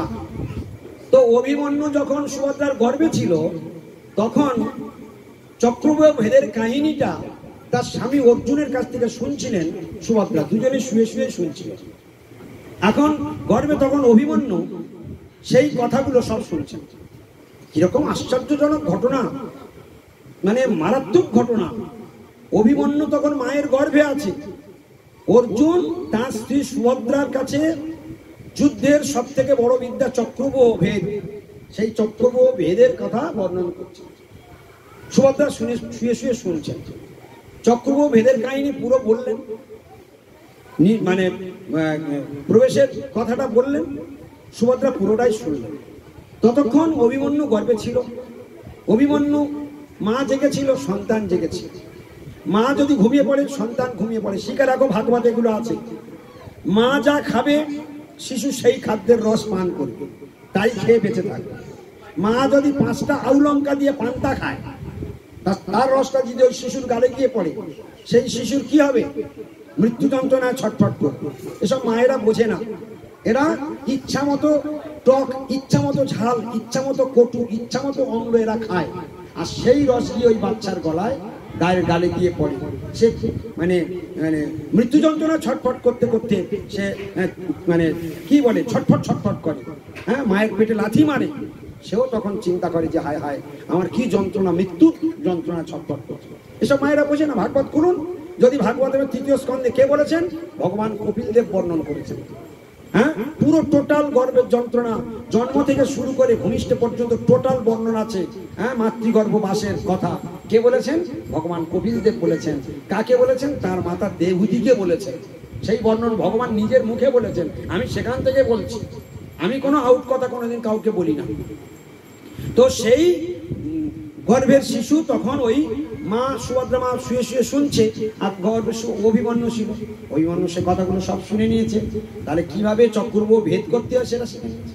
এখন যখন নির্গমন অর্থাৎ বেরিয়ে আসতে হবে কি করে, সেই কথা যখন বলছেন, তখনই ওই সুভদ্রা ঘুমিয়ে পড়েছে। আর সুভদ্রা যখন ঘুমিয়ে পড়েছে, অভিমন্যু ঘুমিয়ে পড়েছে। তাহলে কি হলো? ঢোকার রাস্তাটা শিখে নিয়েছে, কিন্তু বেরোনোর রাস্তাটা অর্জুন বলে দিয়েছে, কিন্তু সুভদ্রা ঘুমিয়ে পড়েছে, ও শোনা হয়নি। তাহলে মা যদি ঘুমিয়ে পড়ে, সন্তান কি হবে? আর শোনা হলো না। তাহলে এই জন্য এর থেকে কি শিক্ষা আমরা লাভ করলাম, যে ওর আজ অভিমন্যুর মৃত্যুর কারণ এক প্রকারে যদি বিচার করি তার মাই দায়ী আছে, কি ঠিক কিনা? মা যদি জেগে থাকতো তাহলে পুরোটাই শেখা হয়ে যেত, আর সেই দিনেই এই কুরুক্ষেত্রের যুদ্ধে অভিমন্যুর অন্য মহাভারত অন্য ইতিহাস লেখা হতো। কিন্তু ভগবানের ইচ্ছা নয়, ভগবানের ইচ্ছা নয়, ভগবানের ইচ্ছা ব্যতীত গাছের পাতা নড়ে না। তাই ভগবান সুভদ্রাকে নিদ্রায় মগ্ন করে দিলেন, যে কথা আর শোনাবার দরকার নাই। ঈশ্বরের ইচ্ছা ব্যতীত গাছের পাতা নড়ে না, এটা জেনে রাখবে, সব তার ইচ্ছাতেই ঘটে। এই যে অভিমন্যুর কথা আমরা শুনলাম, তাহলে মায়ের গর্ভে শিশু থাকাকালীন পিতা মাতার কোনো প্রকার অসভ্যতা করা, কোনো প্রকার অসৎ কথা দুই স্বামী স্ত্রীর মধ্যে গোপনে আলোচনা করা কখনোই উচিত নয়। যদি তুমি সন্তান সুসন্তান চাও, তাহলে তোমাকে ওই গর্ভে সন্তান যতদিন থাকবে তোমাকে প্রতিজ্ঞা করতে হবে টিভির সামনে বসবে না, ওই অশ্লীল জিনিস দেখবে না, কোনো খারাপ কথা বলবে না। তুমি যদি খারাপ কথা মুখ থেকে উচ্চারণ করো, সে শিখে ফেলবে। তুমি যতগুলো দুষ্টামি করবে, সে শিখে ফেলবে। তোমার মন যত নোংরা হবে, শিশু তত নোংরা ব্যবহার শিখবে। অতএব এইসব জিনিস কখনোই করা উচিত নয়। এই সময় সন্তানকে প্রকৃত সন্তান তৈরি করবার জন্য তোমাকে গীতা শ্লোক পড়তে হবে, গীতা, ভাগবত, রামায়ণ, পুরাণ, মহাভারত এইসব শাস্ত্র পড়তে হবে, সাধুসঙ্গ করতে হবে, আরতি দর্শন করতে হবে। তোমাকে এখন খুব সাবধানে কতদিন কাল কাটাতে হবে। রাত্রিতে যখন স্বামী স্ত্রী বিছানায় এক বিছানায় শয়ন করবেন, তখনও যেন একটা কোনো প্রকার অশ্লীল ভাষা প্রয়োগ না হয়, কোনো দুর্ব্যবহার যেন না হয়, খুব সাবধান থাকতে হবে, নতুবা সবগুলো সে শিখবে। বলো দেখি, তোমরা এরকম করে কোনোদিন শুনেছো কোথাও? কেউ তোমাদের এসব কথা কেউ বলবেও না, কেউ তোমাদেরকে সাবধান করবে না। এটা জ্বলন্ত প্রমাণ। আজ অভিমন্যুর মৃত্যুর কারণ সুভদ্রা, এটা বাহ্যিক কারণ, কিন্তু প্রকৃত তত্ত্ব বিচার, প্রকৃত তত্ত্ব যদি সূক্ষ্ম সূক্ষ্ম বিচার করি, এর পিছনে ভগবানের হাত। একলা ঈশ্বর কৃষ্ণ আর সব বৃত্ত, যারে চইছে না চায় সে তৈছে কর্মত্ব। শ্রীমদ্ ভাগবতের সপ্তম স্কন্ধে তার জ্বলন্ত প্রমাণ প্রহ্লাদ মহারাজ। প্রহ্লাদ মহারাজ অসুর কুলে জন্মগ্রহণ করলেন, কিন্তু ভাগ্যক্রমে নারদ মুনির আশ্রমে তার শিক্ষা, মাতৃগর্ভে থাকাকালীন তিনি নারদ মুনির আশ্রমে বাস করার সৌভাগ্য পেলেন। নারদ মুনির আশ্রমে থাকতেন এবং নারদ মুনি প্রত্যেক দিন ভাগবত কথা বলতেন। আর মা কয়াধু, প্রহ্লাদ মহারাজের মা কয়াধু প্রত্যেক দিন ওই নারদ মুনির কাছে বসে বসে ভাগবত কথা শুনতেন। এইভাবে শুনতে শুনতে পুরো দ্বাদশ স্কন্ধ ভাগবত, দ্বাদশ স্কন্ধ শ্রীমদ্ ভাগবতম টোটালটাই প্রহ্লাদ মহারাজের মায়ের গর্ভে বসে বসে সব শোনা হয়ে গেল, সব শিক্ষা লাভ হয়ে গেল। এবং সেই প্রহ্লাদ মহারাজ স্বয়ং জগতে যখন ভূমিষ্ঠ হলেন, সেই প্রহ্লাদ মহারাজ 5 বছর বয়স থেকে সে মহা ভাগবত টোটাল তার সব হৃদয়ে ভাগবত শাস্ত্র সমস্ত তত্ত্ব তার কণ্ঠে বিরাজমান হয়ে গেল নারদ মুনির কৃপাতে। সেই প্রহ্লাদকে উপরে যত অত্যাচার তার পিতা হিরণ্যকশিপু করল, কিন্তু তার কোনো কিছুই ক্ষতি করতে পারল না, কারণ সে ভগবানের স্মরণ করত। ভগবানকে স্মরণের মাধ্যমে যত যত বিপদ এসেছে, সব বিপদেই ভগবান তাকে স্বয়ং রক্ষা করেছে, তিনি নিজেই রক্ষা করেছেন। এটার জন্য ভীত হয়ে গেল হিরণ্যকশিপু, প্রচন্ড ভয় ভীত হয়ে গেল। একটা বাচ্চাকে আমি মারতে পারলাম না, আমি বাহু বলে ত্রিভুবন জয় করলাম, আর সামান্য একটা বাচ্চাকে মারতে পারলাম না। তখন প্রহ্লাদকে ডেকে নিয়ে এসেছে। কত সুন্দর সুন্দর কথাই ভাগবতে এই সময় আছে না, আহা হা, শুনলে জীবন জড়িয়ে যাবে। প্রহ্লাদকে 5 বছর বয়স যখন গুরুকুলে ভর্তি করেছে, গুরুকুলে তখন পড়াশোনা করছে। আর প্রহ্লাদ অপূর্ব দেখতে, রাজপুত্র দেখতে, অপূর্ব দেখতে, তার গায়ে দিব্য জ্যোতি। তো হিরণ্যকশিপু যখন রাজ সিংহাসনে বসে বলছে, আমার প্রহ্লাদকে নিয়ে এসো, দেখি কি শিক্ষা লাভ করছে। তখন প্রহ্লাদকে নিয়ে এসেছে, প্রহ্লাদকে বলছে, কোলে করে নিয়েছে, আদর করছে, চুমা খাচ্ছে। হিরণ্যকশিপু তো বলছে, বলো পুত্র, তুমি গুরুকুলে যে পড়াশোনা করলে, এতদিনে তুমি কি উত্তম শিক্ষা কি লাভ করেছো, কি উত্তম শিক্ষা লাভ করেছো? তখন সেই প্রহ্লাদ মহারাজ কি বললেন, কি উত্তম, প্রশ্নটা কি করেছে, তুমি কি উত্তম শিক্ষা লাভ করেছো, প্রশ্নটা মনে রাখো, তুমি কি উত্তম শিক্ষা লাভ করেছো সেটা আমাকে বলো। তখন সেই প্রহ্লাদ মহারাজ তার পিতাকে বলছে, তন্মন্যে তৎসাধু মন্যে অসুর বর্জ্য দেহিনাং সদা সমুদ্বিগ্ন ধিয়াম অশোক আগ্রহাত হিত্যাত্ম পাতং গৃহাঙ্গ কূপং বনঙ্গত যদ হরিমাশ্রয়ে। এই কথাটা আমরা কিছু বুঝতে পারলাম। কি কথা বললো? তৎসাধু মন্যে, অসুর বর্জ্য। পিতাকে বলছে অসুর বর্জ্য, বর্জ্য মানে শ্রেষ্ঠ। অর্থাৎ পিতা বললেন না, বললেন হে অসুর শ্রেষ্ঠ। কি বলে সম্মান দিলেন? হে পিতা বলেনি, কি বলেছে? অসুর বর্জ্য। হ্যাঁ, তৎ সাধু মন্যে, সেটাকেই আমি শ্রেষ্ঠ মনে করি। মন্যে মানে মনে করি, তৎ মানে সেটাকে, সাধু অর্থাৎ শ্রেষ্ঠ, সেটাকেই আমি শ্রেষ্ঠ মনে করি। অসুর বর্জ্য, হে অসুর শ্রেষ্ঠ। দেহিনাং সদা সমুদ্বিগ্ন ধিয়াম, দেহিনাং সদা সমুদ্বিগ্ন ধিয়াম, অর্থাৎ এই সংসারে যত জীবাত্মা রয়েছে, দেহধারী জীব রয়েছে, দেহিনাং, এই জন্য দেহিনাং বহু বচন। দেহি মানে আত্মা, অর্থাৎ দেহধারী জীব যারা, সদা সমুদ্বিগ্ন ধিয়াম, সদা মানে সর্বদাই, সমুদ্বিগ্ন সবসময় তাদের চিত্ত উদ্বিগ্ন হয়ে রয়েছে। কোনো সময় তারা শান্তিতে নেই, সবসময় মন টেনশনে ভরা, কোনো না কোনো বিষয়ে তারা সবসময় উদ্বিগ্ন চিত্ত, টেনশনে ঘুরে বেড়াচ্ছে। বলুন, যারা যারা সংসার পেতেছেন প্রত্যেকে টেনশনে আছেন কিনা? কোনো না কোনো বিষয়ে মনের মধ্যে সবসময় উদ্বিগ্ন চিত্ত চলছে। কোনো না কোনো বিষয়ে, কেউ বলতে পারবে না আমার উদ্বিগ্ন চিত্ত নয়, কোনো না কোনো বিষয় সে ভুগছে সংসারে। বললে গেলে বলতে লজ্জা করে, তাই বলে না, কিন্তু নিজে জ্বলছে, নিজে কষ্ট পাচ্ছে, নিজে দুঃখ পাচ্ছে, কিন্তু সেটা সকলের কাছে বলতে পারে না। দুই একজন যা পাস্ট করে দেয়, তার জন্য তাকে আবার পানিশমেন্ট পেতে হয়, কারণ সেই কথাটা একজনকে ভালোবেসে বলেছে, বিশ্বাস করে সে সকলের কাছে ছড়িয়ে দিয়েছে, তাতে আরো লজ্জা বাড়লো না কমলো? তাহলে নিজে চেপে হজম করাই ভালো ছিল, নিজের আগুন নিজেই চেপে রাখা ভালো ছিল। আবার অনেকে চাপতে পারে না, বলে হালকা হয়, আবার বলে দিলেও, না বললে জ্বালা, আর বললেও জ্বালা। অতএব সমুদ্বিগ্ন ধিয়াম, সর্বদাই এরা অসৎ বস্তু ধ্যান করে আর সবসময় উদ্বিগ্ন চিত্ত হয়ে থাকে। এরা কেউ সংসারে শান্তি পায় না। কে বলছে? প্রহ্লাদ মহারাজ বলছে। কাকে বলছে? দেহিনাং সদা সমুদ্বিগ্ন ধিয়াম অসৎ আগ্রহাত। এদের সবসময়, এই সংসারী মানুষগুলো সবসময় অসৎ বিষয়ে আগ্রহ থাকবে। এরা কোনোদিন এই ভগবানের দিকে তাদের মতি হয় না। অসৎ আগ্রহ।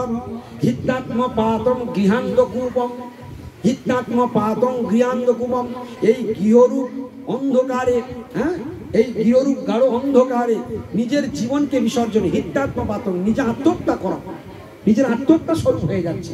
এই গৃহকে তারা মানে সুখের বা শান্তির আধার বলে মনে করছে, তাই হিত্যাত্ম পাতম, আত্মহত্যা মতো করে যাচ্ছে। সেই জন্য এই গাঢ় ঘন অন্ধকার স্বরূপ, কুয়ো স্বরূপ, গৃহান্ধ কূপ, অন্ধকূপ। কি বলেছে? গৃহটাকে কিসের সঙ্গে তুলনা করলো? অন্ধকূপ। কূপ মানে কুয়ো, যে কুয়োটার ব্যবহার হয় না, তার মধ্যে লতা পাতা ঘাস জন্মে যায়, কি ঠিক কিনা? তার মধ্যে যদি কেউ পড়ে যায়, সেটা কি আলো না অন্ধকার? ওখানে প্রহ্লাদ মহারাজ সেই উদাহরণ দিচ্ছে। গৃহটাকে, আমরা যে সংসার করছি, এই সংসারটাকে প্রহ্লাদ মহারাজ বলেছেন গৃহ অন্ধকূপ। মনে রাখো, কোথায় বাস করছি আমরা? গৃহান্ধ কূপম হিত্যাত্ম পাতম। আর সেই কুয়োতে যদি কেউ পড়ে যায়, তার মৃত্যু অনিবার্য। আর আমরা সবাই কোথায় পড়ে গেছি? সেই গৃহরূপ অন্ধকূপে পড়ে গেছি। সবসময় কি? অসৎ আগ্রহ, সবসময় তাতে অসৎ আগ্রহ চলছে, সবসময় অসৎ, সমুদ্বিগ্ন ধিয়াম, সবসময় অসৎ চিন্তা, ধিয়া মানে ধ্যান, হ্যাঁ, সবসময় অসৎ বুদ্ধি, অসৎ ধ্যান, অসৎ চিন্তা। সেই জন্য সবসময় উদ্বিগ্ন চিত্ত। এইভাবে সারা সংসারের মানুষ দাউ দাউ করে চলছে। সেই জন্য সেটাকেই আমি শ্রেষ্ঠ মনে করি। এই সংসার পরিত্যাগ করে, এই অসৎ আগ্রহ পরিত্যাগ করে, এই অসৎ কথা পরিত্যাগ করে, এই গৃহন্ধকূপ পরিত্যাগ করে বনং গত যত হরিমাশ্রয়ে, আর বনে গমন করে হরি আরাধনাকেই আমি শ্রেষ্ঠ বলে মনে করি। এটাই হলো উত্তম শিক্ষা। গৌর প্রেমানন্দে। এই 5 বছরের বালকের মুখ থেকে এইরকম কথা শুনে, প্রহ্লাদ মহারাজের মুখ থেকে শুনে হিরণ্যকশিপু হো হো করে হেসে উঠলেন। এ কি বলে? এ 5 বছরের শিশু কি বলে? কোথা থেকে শিখলো? তখন ষণ্ডার অমর্ক 2 গুরু, ওরা তখন থর থর করে কাঁপছে। আর এই শিক্ষা তো আমরা ওকে দিই নাই, এ কোথা থেকে শিখলো? আমরা যেগুলো শিখিয়েছি সেই উত্তম শিক্ষা বাবাকে বলবে। ও সেসব কথা কিছু না বলে ও এ কথা কোথায় পেলো? ও কার কাছে শিখলো? কেন এ কথা বললো? তখন হিরণ্যকশিপু চোখ পাকিয়েছে যখন, তখন ষণ্ডা রকম থরথর করে কাঁপছে, বলছে না মহারাজ, আমাদের অপরাধ দেবেন, এসব কথা আমরা শেখাই না। হ্যাঁ, কোথা থেকে বললো, কিভাবে বললো আমরা জানি না। তখন হিরণ্যকশিপু বললেন, ঠিক আছে যাও, এই হরি কোথাও অজান্তে একে একে সব কুশিক্ষা দান করছে, সাবধানে থাকবে, কারোর সঙ্গে সঙ্গ যেন না হয়, ভালো করে পড়াও, পরে এসে আমার কাছে আবার উত্তম শিক্ষার কথা বলবে। প্রহ্লাদকে ফিরিয়ে দিল।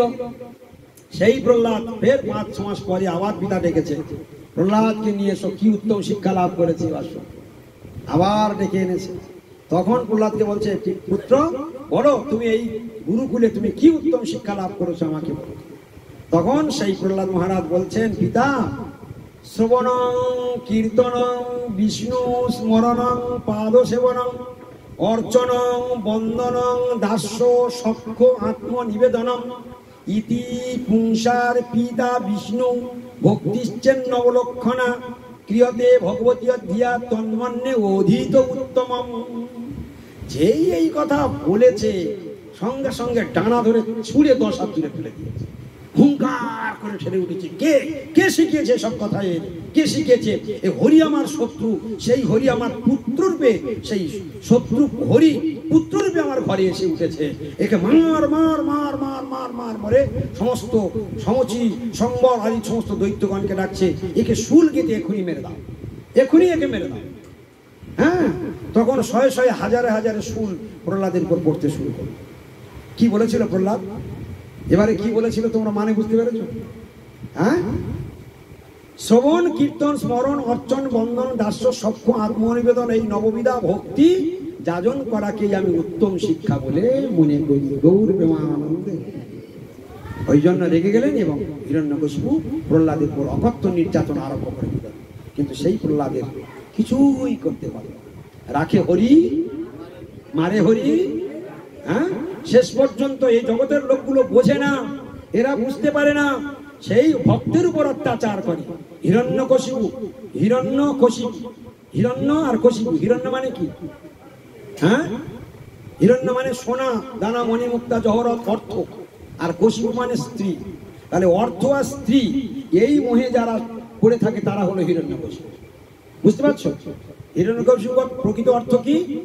যারা কনক আর কামিনী এই দুয়ের মোহে মত্ত হয়ে সংসারে পড়ে থাকে তারাই হলো হিরণ্যকশিপু। আর আমরা শুধু জানি যে প্রহ্লাদের বাবা হিরণ্যকশিপু। কি তাহলে হিরণ্যকশিপুর আসল অর্থ কি?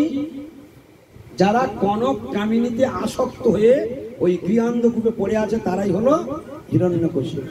আর সেই হিরণ্যকশিপু যেমন সাধুর উপর অত্যাচার করেছে, জগতে যারা এরকম কনক কামিনী সংসারে মত্ত হয়ে আছে সেই হিরণ্যকশিপু গুলো আবার ভক্তের উপরে, প্রহ্লাদ নামক ভক্তের উপর অত্যাচার। এটাই হলো জগতের বিধান। কিন্তু শেষ জয়ের হাসি কে হাসবে? শেষ পর্যন্ত জয় কার হবে? শেষ পর্যন্ত জয় হবে ভক্তের জয় হবে। হিরণ্যকশিপুকে বধ করবার জন্য স্বয়ং ভগবান আবির্ভূত হয়ে হিরণ্যকশিপুকে বধ করবেন, আর প্রহ্লাদ মহারাজের মাথায় হাত বুলাবেন এবং তার নামে সারা পৃথিবীব্যাপী যশ তার নামে লিখে দেবেন। আজকে প্রহ্লাদ মহারাজের যশ কোথায় নেই? সারা ত্রিভুবনে কোন জায়গায় নেই প্রহ্লাদের যশ? তাহলে ভগবান ভক্তের মান কিভাবে বাড়ায় দেখো। ভক্তের কি রক্ষাও করলেন, ভক্তের মানও বাড়িয়ে দিলেন। প্রহ্লাদের নাম আজকে প্রহ্লাদ মহারাজ হলে দ্বাদশ মহাজনের একজন, তিনি মহাভাগবত। তার শিক্ষা আজকে আমরা লাভ করছি। তাহলে তিনি দুটো শিক্ষা উত্তম শিক্ষা বলেছে, সেই দুটো শিক্ষার উত্তম শিক্ষা কি কি বললো বলো তো? প্রথম শিক্ষাতে কি বলেছিল? হে অসুর শ্রেষ্ঠ, এটাকেই আমি উত্তম শিক্ষা বলে মনে করি। এই সংসার রূপ গৃহ অন্ধকূপ, যেখানে আত্মহত্যা স্বরূপ, যেখানে জীব আত্মহত্যা করছে, নিজের জীবনকে বিসর্জন দিচ্ছে, অসৎ বিষয়ে আগ্রহ করছে, সমুদ্বিগ্ন ধিয়াম, অসৎ বুদ্ধি, অসৎ ধ্যান, অসৎ চিন্তা, এইগুলো নিয়ে পড়ে রয়েছে। সবসময় মনটা উদ্বিগ্ন চিত্ত হয়ে আছে, সবসময় হোল টাইম টেনশন নিয়ে পড়ে আছে। তাই ওই গৃহ অন্ধকূপকে পরিত্যাগ করে বনে গিয়ে হরি আরাধনাকে আমি উত্তম শিক্ষা বলে মনে করি। এই প্রথম শিক্ষা। আর দ্বিতীয় শিক্ষা কি বললো? নববিধা ভক্তি যদি উত্তম ভাবে যাজন করা যায়, বিষ্ণুকে সুখী করা যায়, সেটাই হলো উত্তম শিক্ষা। এই দ্বিতীয়। আরো অনেক কথা রয়েছে, সেসব আরো পরপর শ্লোক রয়েছে, আরো সুন্দর সুন্দর শ্লোক রয়েছে প্রহ্লাদ মহারাজের। মতির্ন কৃষ্ণে পরত শত বামিত বিপদ্যেত গৃহব্রতানাম অদান্ত গোবীর বিশদাং তামিসং পুনঃ পুনঃ চর্বিত চর্বনানাম নৈসাং মতি তাবদুরুক্রমাঙ্গিং স্পৃশতি অনর্থ অপগম যদর্থ নিষ্কিঞ্চনানাং মহিয়াসাং পাদরজম নিষ্কিঞ্চনানাং নবৃণীত যাবৎ। এসব হচ্ছে প্রহ্লাদ মহারাজের মুখের শ্লোক। কত সুন্দর সুন্দর সব কথাগুলো, এই শিক্ষাগুলো আমাদেরকে লাভ করতে হবে। তাহলে প্রহ্লাদ মহারাজ এই মহাভাগবত কোথা থেকে হয়েছেন? মায়ের গর্ভে। কোথায় ভাগবত শিখেছেন? হ্যাঁ, এখন আপনি যদি টিভির সামনে বসে প্রসেনজিতের বই দেখেন, হ্যাঁ, প্রসেনজিতের বই দেখেন, এক প্রসেনজিৎ নায়ক আর নায়িকা ধরে নিয়ে যাচ্ছে গুন্ডারা, 17 জন গুন্ডা। আর প্রসেনজিৎ গিয়ে কি করলো, সেই জিপের পিছনে ছুটে যাচ্ছে ঘোড়ার পিঠে চড়ে, ঘোড়া গিয়ে একদম জিপের সামনে গিয়ে দাঁড়ালো। তখন সেই গুন্ডাগুলো কি হলো না, জিপ থেকে নেমে আসলো, সবাই ধারালো অস্ত্র নিয়ে সব প্রসেনজিতের উপর আক্রমণ করলো। আর প্রসেনজিৎ একলা সকলার মেরে থোবনা দাঁত ফাঁত ফাটিয়ে দিচ্ছে, রক্তে নদী বয়ে দিচ্ছে, হাত পা ভেঙে দিচ্ছে, দিয়ে নায়িকাকে ঘোড়ায় নিয়ে চলে গেল। আর মা তখন বলছে আরো মার, আরো মার, মার মার মার। হ্যাঁ, বুঝলেন কিনা? তাহলে তোমার ছেলে কি শেখালে? তুমি ফাইটিংটা শিখিয়ে দিলে। বাবা তুই আয়, এসে ফাইটিং করবি, তোর বাবার জমি জমা গুলো রক্ষা করতে গেলে ফাইটিং করতে হবে না? তুই তখন ও মনে মনে করছে, মা আমি যাই, আগে তোমার থোমনা ফাটাবো, তারপর জগতের লোকের থোমনা ফাটাবো, কারণ তুমি এত করে শেখালে, পুরস্কারটা তোমাকে দিতে হবে না? হ্যাঁ, তুমি আমার এত উপকার করলে, এত ভিটামিন খাওয়ালে। তা এই হলো জগতের মা। এরা বোঝে না, যখন এরা তত্ত্ব বোঝে না, শাস্ত্র বোঝে না, জ্ঞান নেই। আজকের কি ভাগ্যে এই বাড়িতে ভগবানের কথা হচ্ছে আরতি মায়ের দয়া। হ্যাঁ, আরতি মা অনেক স্বীকৃতি নিয়ে এইখানে এসে উপস্থিত হয়েছে। শুধু আরতি মা শুধু ভক্তির তোড় আছে বলে। তাই প্রহ্লাদের উপর কত অত্যাচার হয়েছে, প্রহ্লাদের টলাতে পারিনি। আরতি মায়ের ওই রকম যত ঝড় আসুক না কেন, যত বিপদ আসুক না কেন, ওনাকে কেউ টলাতে পারবে না। রাখে হরি, মারে হরি, রাখে কে? আজকে দেখো সুদীপ তার জীবন ধন্য হয়ে গেল। এই বাড়িতে যারা যারা রয়েছে প্রত্যেকে, এমন রোহিণী নস্কর থেকে শুরু করে, তার পুত্র থেকে, তার পুত্রবধূ থেকে শুরু করে, তার নাতি থেকে শুরু করে, তার আত্মীয় স্বজন থেকে শুরু করে, সকলের ভাগ্য আজকের মহাভাগ্যে পরিণত হয়ে গেল। এ ফল এদের কাছ থেকে আর জীবনে কেউ কোনোদিন কেড়ে দিতে পারবে না। আজকের যা শোভন হলো, এ ফল আর কেউ কোনোদিন নষ্ট হতে দেবে না। ভগবান কোনোদিন নষ্ট হয় না, ভগবানের এই শোভনের ফল। ভগবান সেটা কি তাতে বলেছে, নেহাবিক্রমণা স্বস্তি পতিতমায় না বিদ্যতে স্বল্পমপি অশ্ব ধর্মস্ব ত্রায়তম কতময়। একদিনের জন্য যদি কেউ হরিকথা শ্রবণ করে, সে ফল আর কোনোদিন নষ্ট হবে না। আর যারা প্রতিদিন শোনে, যারা প্রতিদিন আদর করে পালন করে, তাদের ভাগ্যের তার কোনো কথাই নেই, তাদের ভাগ্যের কোনো সীমাই নেই। যারা প্রতিদিন প্রতিনিয়ত ভগবানের আরাধনা করে, ভগবানের সুখ দেয়, ভগবানের জন্য ফুলের মালা কিনে নিয়ে আসে, ভগবানের জন্য ফল কিনে নিয়ে আসে, ভগবানের জন্য ধূপ কিনে নিয়ে আসে, রোজগার করে নিজের কষ্টার্জিত পয়সায় যারা ফল, ধূপ, ভগবানের সন্ধ্যা দেওয়া তেল, ভগবানের জন্য সব কিছু কিনে কিনে নিয়ে আসে, ভগবানকে আদর করে, ভগবানকে যত্ন করে, ভগবানকে পূজা করে, তাদের ভাগ্যের কোনো তুলনা নেই। তারা যে এর পরের জন্মে কোথায় চলে যাবে, কোন ঊর্ধ্বলোকে চলে যাবে, কেউ ভাবতে পারবে না। আজকে যারা এখানে হরিভজন করছেন, এই সমস্ত বৈষ্ণবগুলো দেখছেন, এরা যারা হরি আরাধনা করছে, আপনারা ভাবতেও পারবেন না এরা অনেক ঊর্ধ্বলোকে চলে যাবে, অনেক উঁচু জায়গায় চলে যাবে। এরা এই প্ল্যাটফর্মে থাকবে না। ভগবান তার ভক্তকে সর্বদাই প্রমোশন দান করে, আর যারা ভজন করে না তাদের ডিমোশন দান করে। ডিমোশনটা কি? ডিমোশনটা হলো এই, মনুষ্য জীবনে এখন আমরা আছি, এটা একটা ভালো প্ল্যাটফর্মে আমরা আছি। এই মনুষ্য জীবনের কাজ, মনুষ্য জীবনের মূল কাজ হলো হরি আরাধনা করা। হরির আরাধনা করাই হলো মনুষ্য জীবনের কাজ। সংসারে মাছ মাংস পেঁয়াজ ডিম রসুন কাঁকড়া খেয়ে ভোগ করে মরে যাওয়াটা বুদ্ধিমানের কাজ নয়। ভোগটা হচ্ছে পশু জীবনের জন্য, আর ভক্তি করাটা হচ্ছে মানব জীবনের জন্য। ভালো করে বুঝে নিন আমরা কিরকম ভুল পথে চলেছি। ভোগটা কাদের জন্য?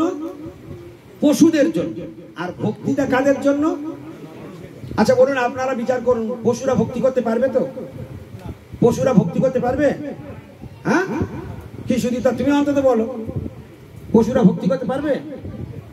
পশুরা এখানে পাঠ শুনতে আসতে পারবে না, পশুরা এইসব কথা বুঝতেও পারবে না।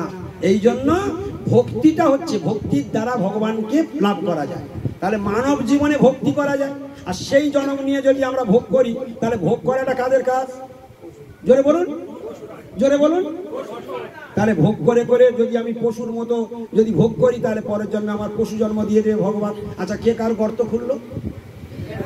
তাহলে নিজের গর্ত নিজেই খুললো। ওই জন্য শাস্ত্র বলে, যেই জন কৃষ্ণ ভজে সে বড় চতুর।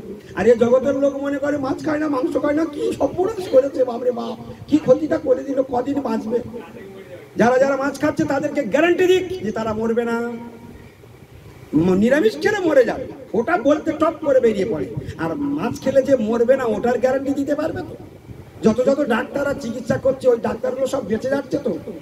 হ্যাঁ, যত যত যত যত লোক সংসারে মাছ খাচ্ছে সব বেঁচে থাকবে তো? তাহলে দেখলে তো, তাহলে মাছ খাও আর মাংস খাও আর মাছ না খাও, কেউ বাঁচবে না, সবাই চলে যাবে। কিন্তু নিরামিষ আহার গ্রহণ করে শরীরটাকে সাত্বিক করতে হয়। ভগবানের পূজা করতে গেলে, ভগবানের সেবা করতে গেলে আমাকে সত্যগুণে আসতে হবে। কেন? ভগবান কৃষ্ণ কেন আমি মাছ মাংস ছাড়বো, তার কারণ তুমি নিজে জেনে নাও। কারোর মুখে ঝাল খাবে না, নিজেই জেনে নাও, তোমার নিজে নিজে শিখতে হবে। বলছে ভগবানকে লাভ করতে গেলে নিরামিষ খেতে হবে। কেন? প্রশ্ন, আমরা যদি প্রশ্ন করি, আচ্ছা ভগবান করে ভগবান ভগবান করবো, তা নিরামিষের সঙ্গে কি দরকার? মানে কারণ আছে। হ্যাঁ, ডাক্তার, তোমার জ্বর হয়েছে, ডাক্তার কেন তোমার বলছে ঠান্ডা জলে স্নান করবে না? তুমি তো তুমি করে বলতে পারো জ্বর এসটা কি আছে, ডাক্তার ঠান্ডা জলে স্নান কেন করবো না? ডাক্তার বলছে তুমি ভাত খাবে না, তুমি তুমি করে বলতে পারো জ্বর হয়েছে ওষুধ খাবো, তো ভাত কেন খাবো না? এটা কি বলা যাবে? তাহলে প্রত্যেকটা জিনিসের একটা রুল আছে। তো ভগবানকে আরাধনা করতে গেলে কেন তোমার নিরামিষ খেতে হবে, আগে ভালো করে বুঝে নাও। তোমার ইচ্ছা হলে খাবে, না ইচ্ছা না খাবে, সেটা তোমার ব্যক্তিগত ব্যাপার, কিন্তু শুনতে তো হবে কারণটা কি, কেন নিরামিষ খেতে হবে। এর কারণ হলো এই, ভগবানকে লাভ করতে গেলে তোমাকে ভক্তি করতে হবে। ভগবান কি বস্তু? ভগবান হলেন বিশুদ্ধ সত্য। মনে রাখবে কথা, ভগবান কি সত্য? সবাই একবার জোরে বলুন। তোমার ঝগড়া করতে পারো, সেই সময় কি ভলম বের কর। আর এখন জানো 7 দিন খাওয়া হয়নি, আর এক্ষুনি যখন আমি পাঠ ছেড়ে দেবো, এ যা কিচির মিচির করবে আমি মাইকে বলেও থামাতে পারবো কি, ঠিক কিনা? এই তুমি এখানে করো, এই চেয়ারটা নিয়ে বক্সটা উপরে তোলো, চেয়ারটার উপর তোলো, এ কানে ঢুকছে না। গৌর প্রেমানন্দে হরি বল, সবাই বলে জোরে একবার হরি তুলিত হরিত ধ্বনি করো, গৌর প্রেমানন্দে হরি বল।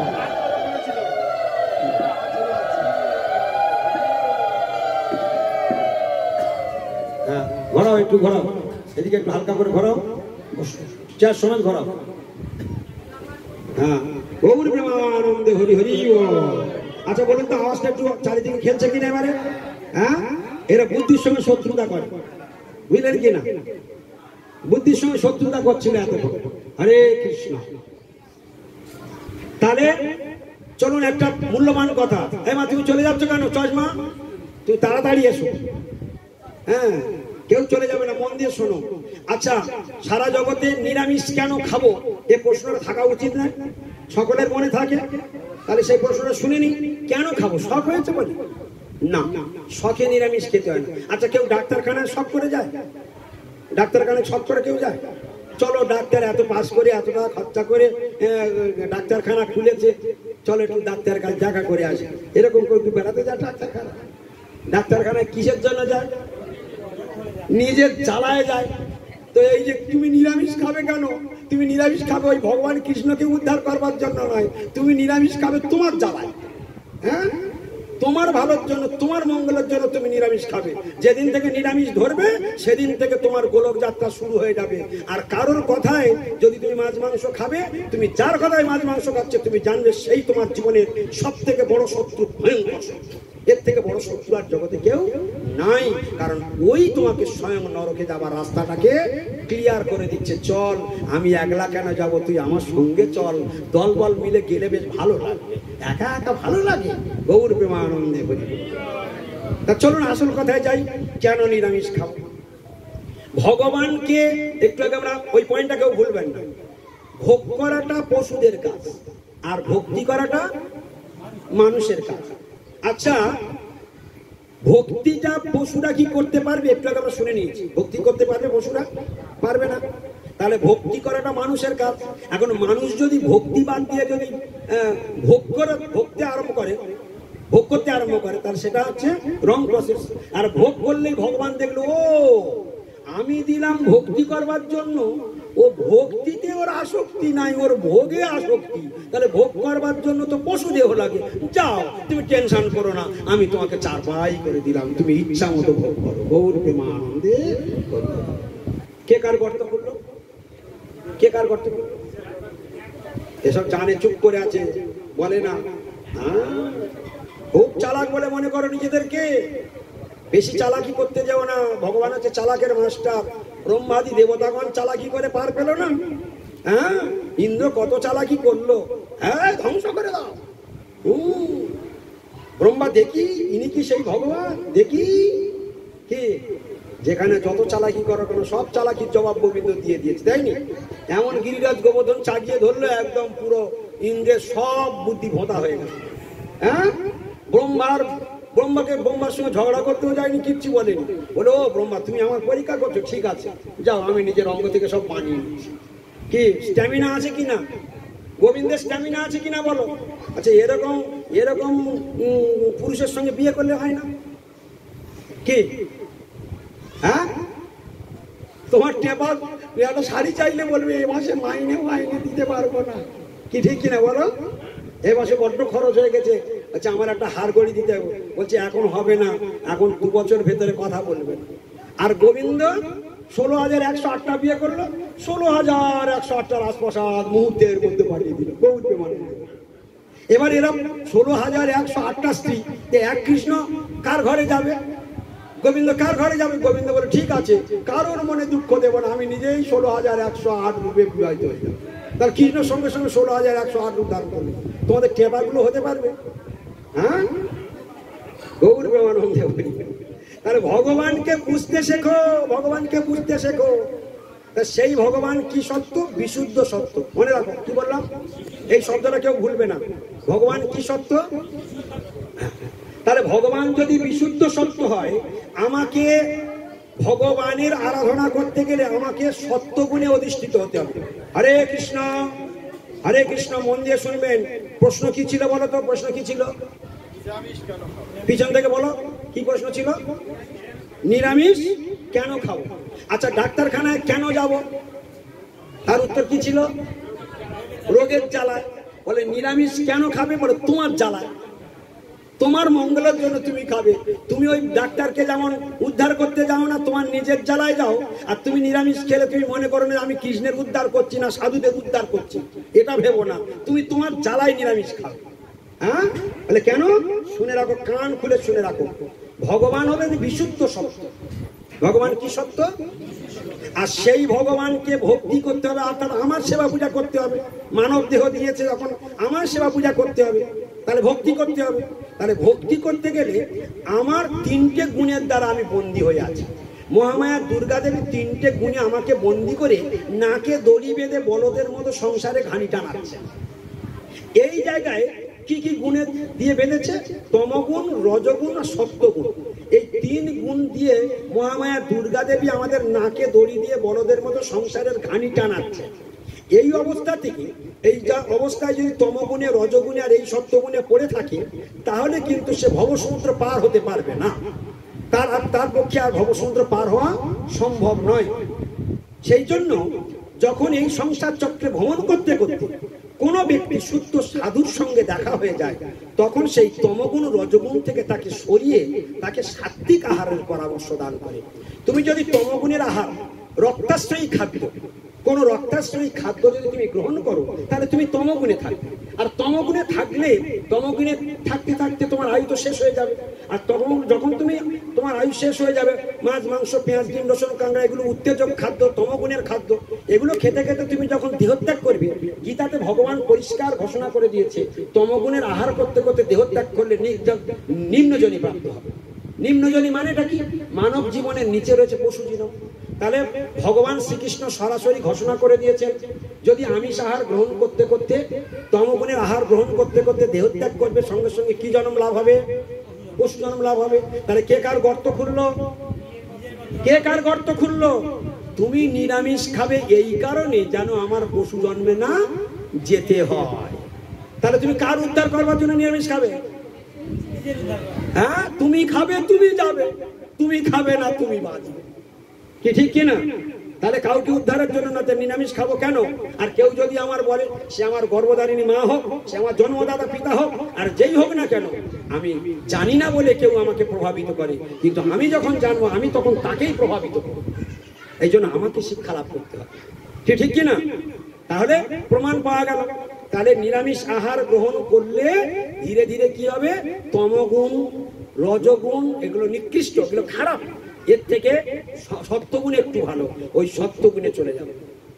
তাহলে যেদিন আমি নিরামিষ আহার, যেদিন থেকে নিরামিষ আহার শুরু করব, সেদিন থেকে আমার পুরো বডিটা কি হবে, আস্তে আস্তে সাত্ত্বিক হবে। কি হবে বলো? সাত্ত্বিক হবে।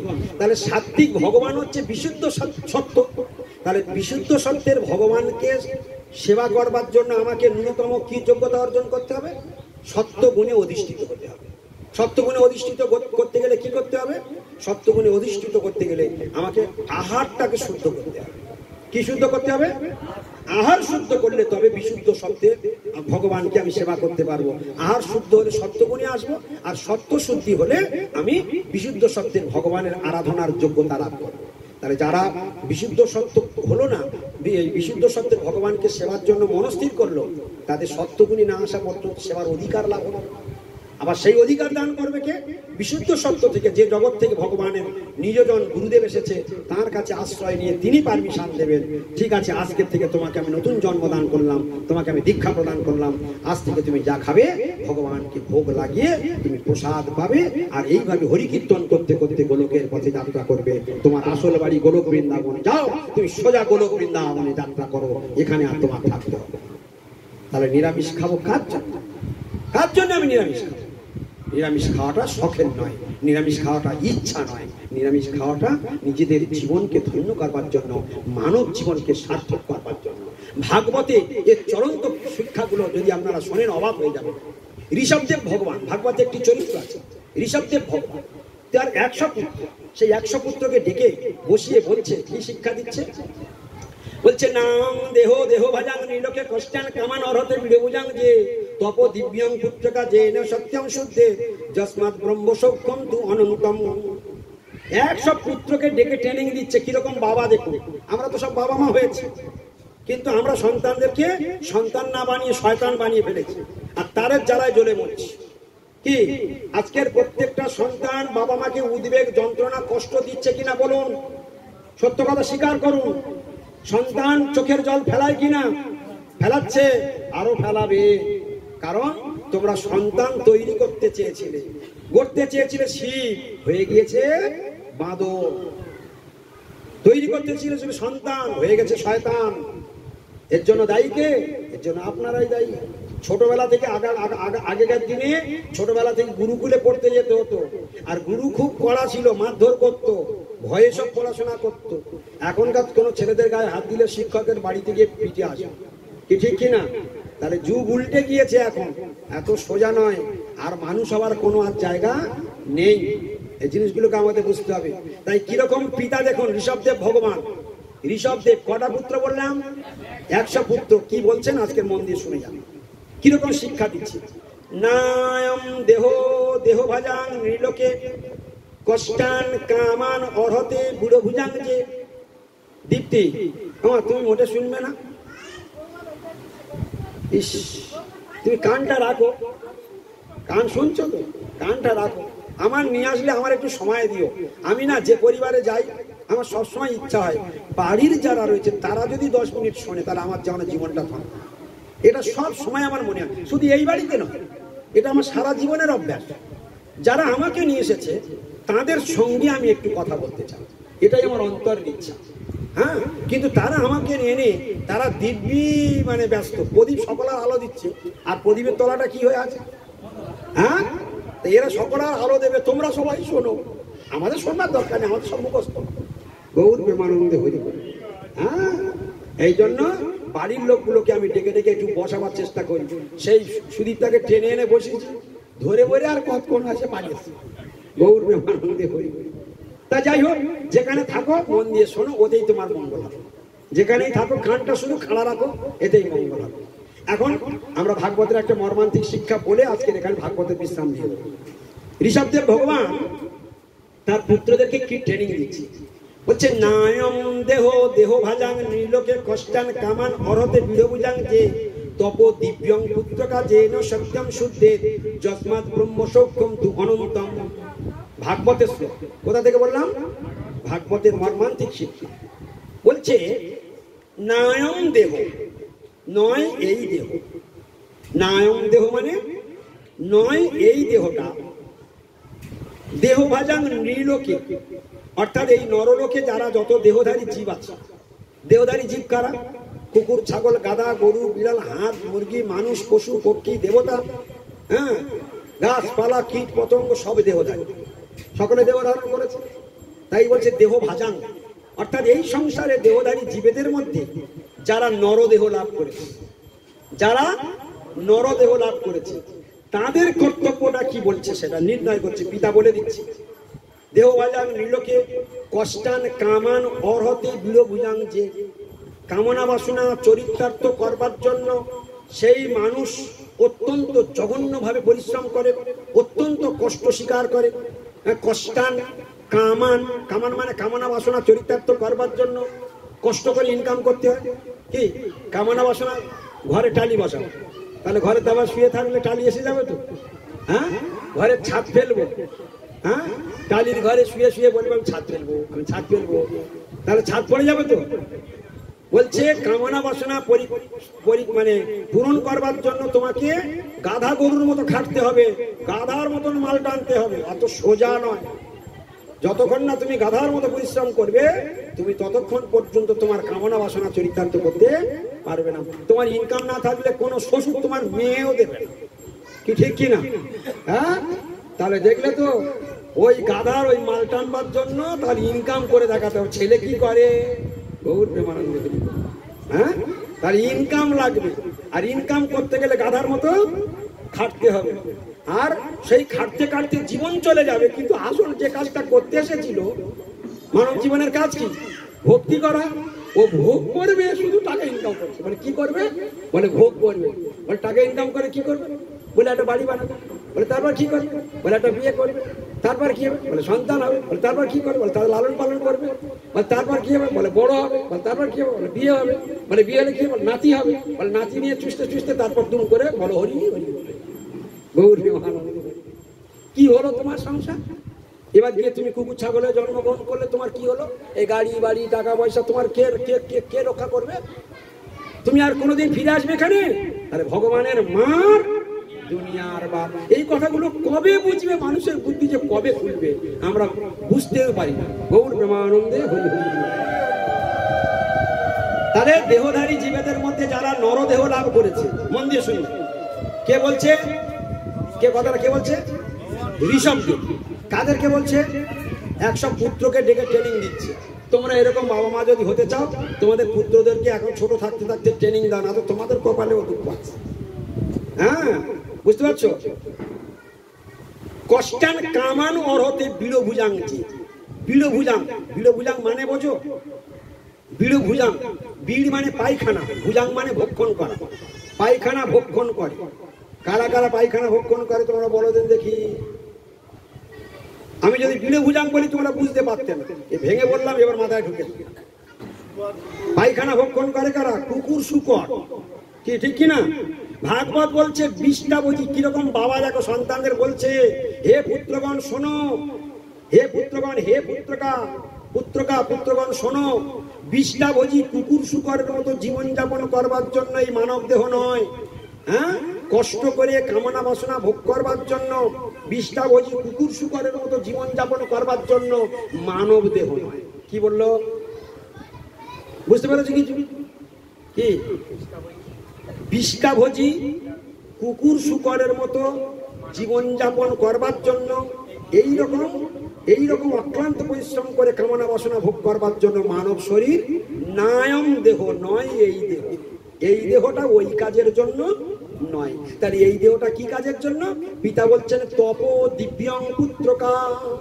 সবাই বলো, সবাই বলো, মুখ জীবন ধন্য হয়ে যাবে, জীবটা ফাঁক করে বলে তপ দিব্যং পুত্রকা। অর্থাৎ হে পুত্রগণ, এই মানব জীবনটা হলো দিব্য তপস্যার জীবন। এই মানব জীবনটা পেয়েছি, জান লড়িয়ে দিব্য তপস্যা করতে হবে। দিব্য তপস্যা, সংসার যে অক্লান্ত পরিশ্রম করে সংসার পরিপালন করছো, ওটা একটা তপস্যা, ওটা দিব্য তপস্যা নয়। জানবে সবার। আর দিব্য তপস্যা কি? পার্মানেন্ট বস্তুর আরাধনা করলে তাকে বলে দিব্য তপস্যা, আর টেম্পোরারি বস্তুর আরাধনা করলে তাকে বলা হয় জড় তপস্যা। জড় তপস্যার ফল সব বিনষ্ট হয়, আর দিব্য তপস্যার ফল সব পার্মানেন্ট হয়, ওটা আর কোনোদিন নষ্ট হয় না। আর ঋষভদেব ভগবান কি তপস্যা করতে বললেন? তপ দিব্যং পুত্রকা, হে পুত্রগণ তোমরা দিব্য তপস্যা করো। তাহলে দিব্য তপস্যা মানে কি? কৃষ্ণ ছিল, কৃষ্ণ আছে, কৃষ্ণ থাকবে, তাই সেই ভগবান শ্রীকৃষ্ণের আরাধনা করো। তপ দিব্যং পুত্রকা, হে পুত্রগণ তোমরা দিব্য তপস্যা করো, অর্থাৎ হরির আরাধনা করো। যদি তোমরা হরির আরাধনা করো, দিব্য তপস্যা করো, তাহলে কি লাভ হবে? যে না সত্যম শুদ্ধে, আমার দিকে তাকা, অন্যদিকে তাকাবে না। যদি দিব্য তপস্যা করা যায় তাহলে কি হবে? যে না সত্যম শুদ্ধে, সবাই বলো, জোরে বলো, যে না সত্যম শুদ্ধে। খুব ভালো হয়েছে, একটু জোরে বলো। বাবা, ঝগড়ার ভালোভাবে বলবে না, কিছুতেই মুগরে মুগরে বের করা যায় না। তাহলে দেখছো পাপ কত আছে, পাপটা কত। খুব যখন 105 ডিগ্রি জ্বর হয় তখন সে জোরে কথা বলে, হ্যাঁ? তোমাদের কত পাপ জমেছে বুঝতে পারছো? ঠোঁট থেকে বের হয় না, এ গুঁতিয়ে গুঁতিয়ে বের করা।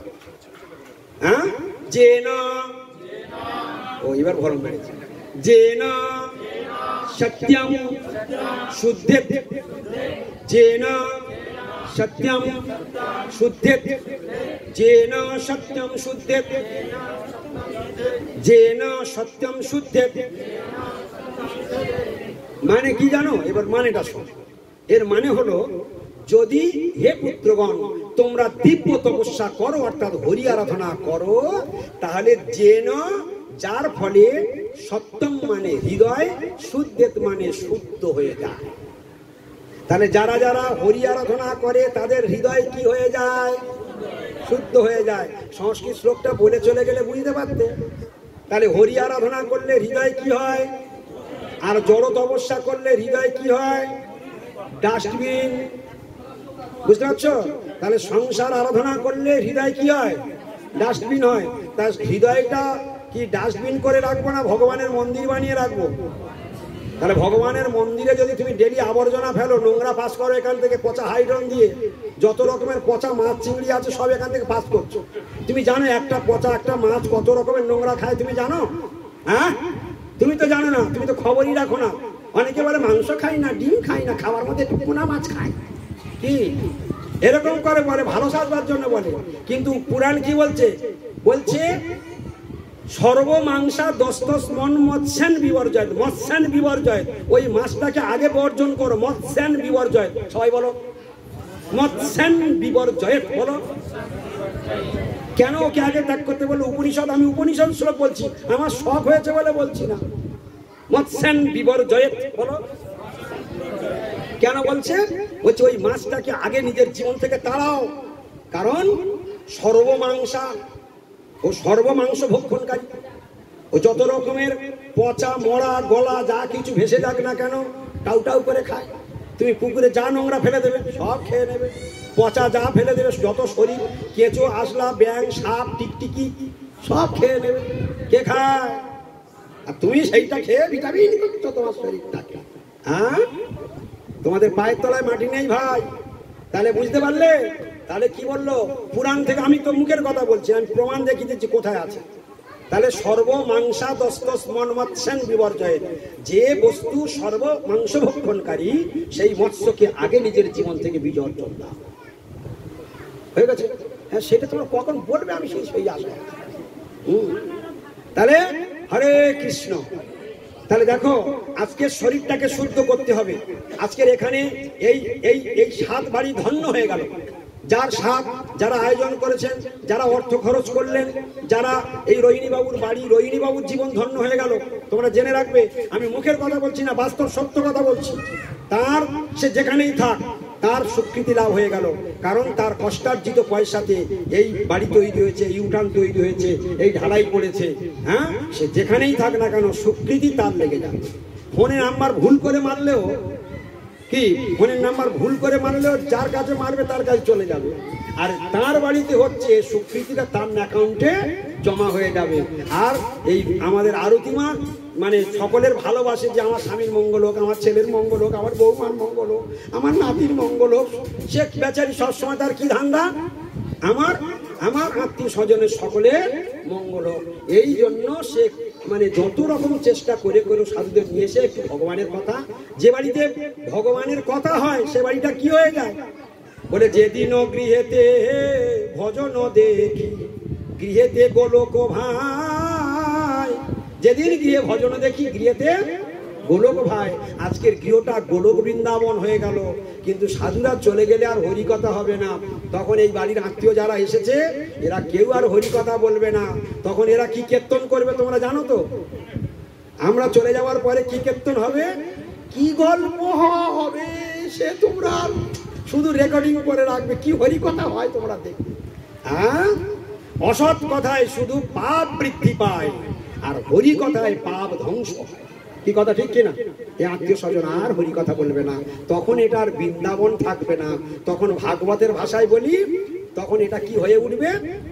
সাধুরা এখন আছে, এখন কি হয়ে আছে? বৃন্দাবন। আর সাধুরা যেই চলে যাবে তখন কি হবে জানো? সেটাও তীর্থ হবে। বৃন্দাবনে একটা তীর্থ, হ্যাঁ, বৃন্দাবনে একটা তীর্থ। আবার সাধুরা যখন চলে যাবে তখন এটা একটা তীর্থ। মানে কি তীর্থ? মানে সেটা হচ্ছে বায়স তীর্থ। ভাগবতের ভাষা বললাম, আমার ভাষা বলি নাই। হ্যাঁ, গৌর প্রেমানন্দে বলি বায়স তীর্থ। এখন সকলে চিন্তা ভাবনা করো, বায়স তীর্থ, বায়স তীর্থ মানে কি? আচ্ছা, তোমাদের এই বাড়ির সামনে যদি একটা বট গাছ থাকে আর সেই সময় আজকের শুভ দিনে যদি এখানে তার উপরে দাঁড়িয়ে যদি 20টা কাক চিৎকার করে, কা কা করে বিকট ডাকে, তোমরা কি করবে? চুপ করে থাকবে? শুনবে তো? কি বলো, আগে বলো, কি শুনবে তো?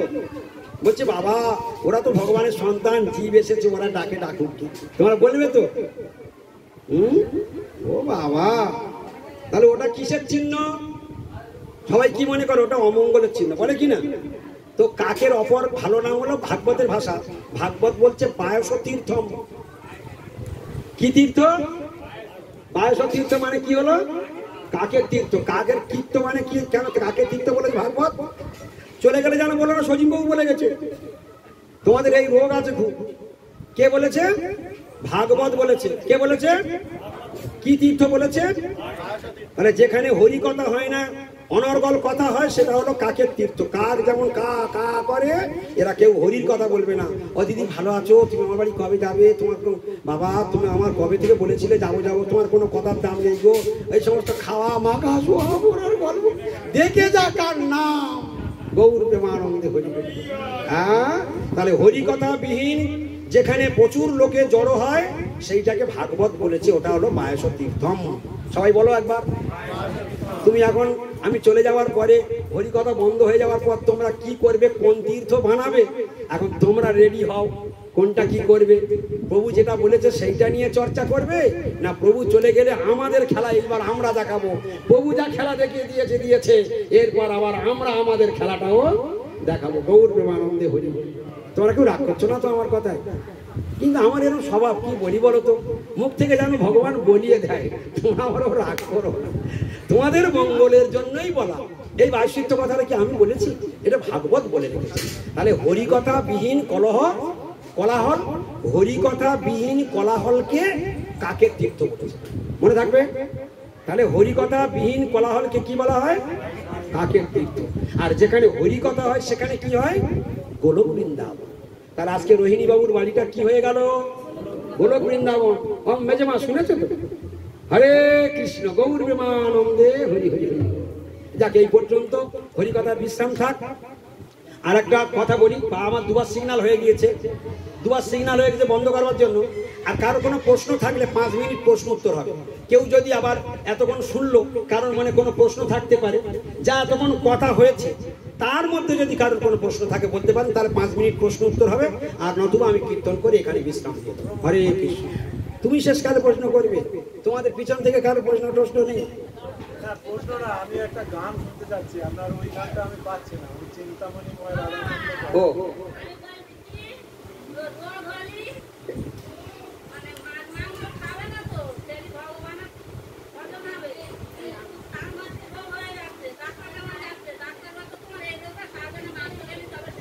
হ্যাঁ হ্যাঁ, খুব ভালো বলেছে। তার উত্তর আমি দিয়ে দিয়েছি একটু আগে, তুমি তখন শোনোনি। উত্তর আমার এর আগে দেওয়া হয়ে গিয়েছে। তুমি যে প্রশ্ন করেছো ওর উত্তর আমি দিয়ে দিয়েছি। আমি জিজ্ঞাসা করেছিলাম তোমাদেরকে যে বলো দেখি, যে ডাক্তার এই কথা বলছে তুমি না মাছ না খেলে বাঁচবে না, ওই ডাক্তার তো মাছ খায়, তাহলে উনি বাঁচবে তো? এ কথাটা কি বলা হয়নি? জগতের লোক যারা বলছে তুমি মাছ না খেলে তোমার রোগ হবে, তাহলে যে বলেছে মাছ না খেলে রোগ হবে, যে মাছ খাচ্ছে ওর আর রোগ হবে না তো? কি ও রোগ হবে না তো? তাহলে ওই লোক ভুল বকছে না ঠিক বলছে? ওর মাথা ঠিক আছে? হ্যাঁ, এই জন্য জহুরি জহর চেনে সরে চেনো কচু, পাগলে কিনা বলে আর ছাগলে কিনা খায়। যেটা বলছো সেটা বিজ্ঞানসম্মতভাবে প্রমাণ করে দাও। যারা যারা মাছ মাংস খাবে না তারা মরে যাবে, আর যারা মাছ মাংস খাচ্ছে ওরা বেঁচে থাকবে। তো গ্যারান্টিটা দিয়ে তবে একজনকে বলবে মাছ মাংস না খেলে বাঁচবে। গৌর প্রেমানন্দে হরি হরি।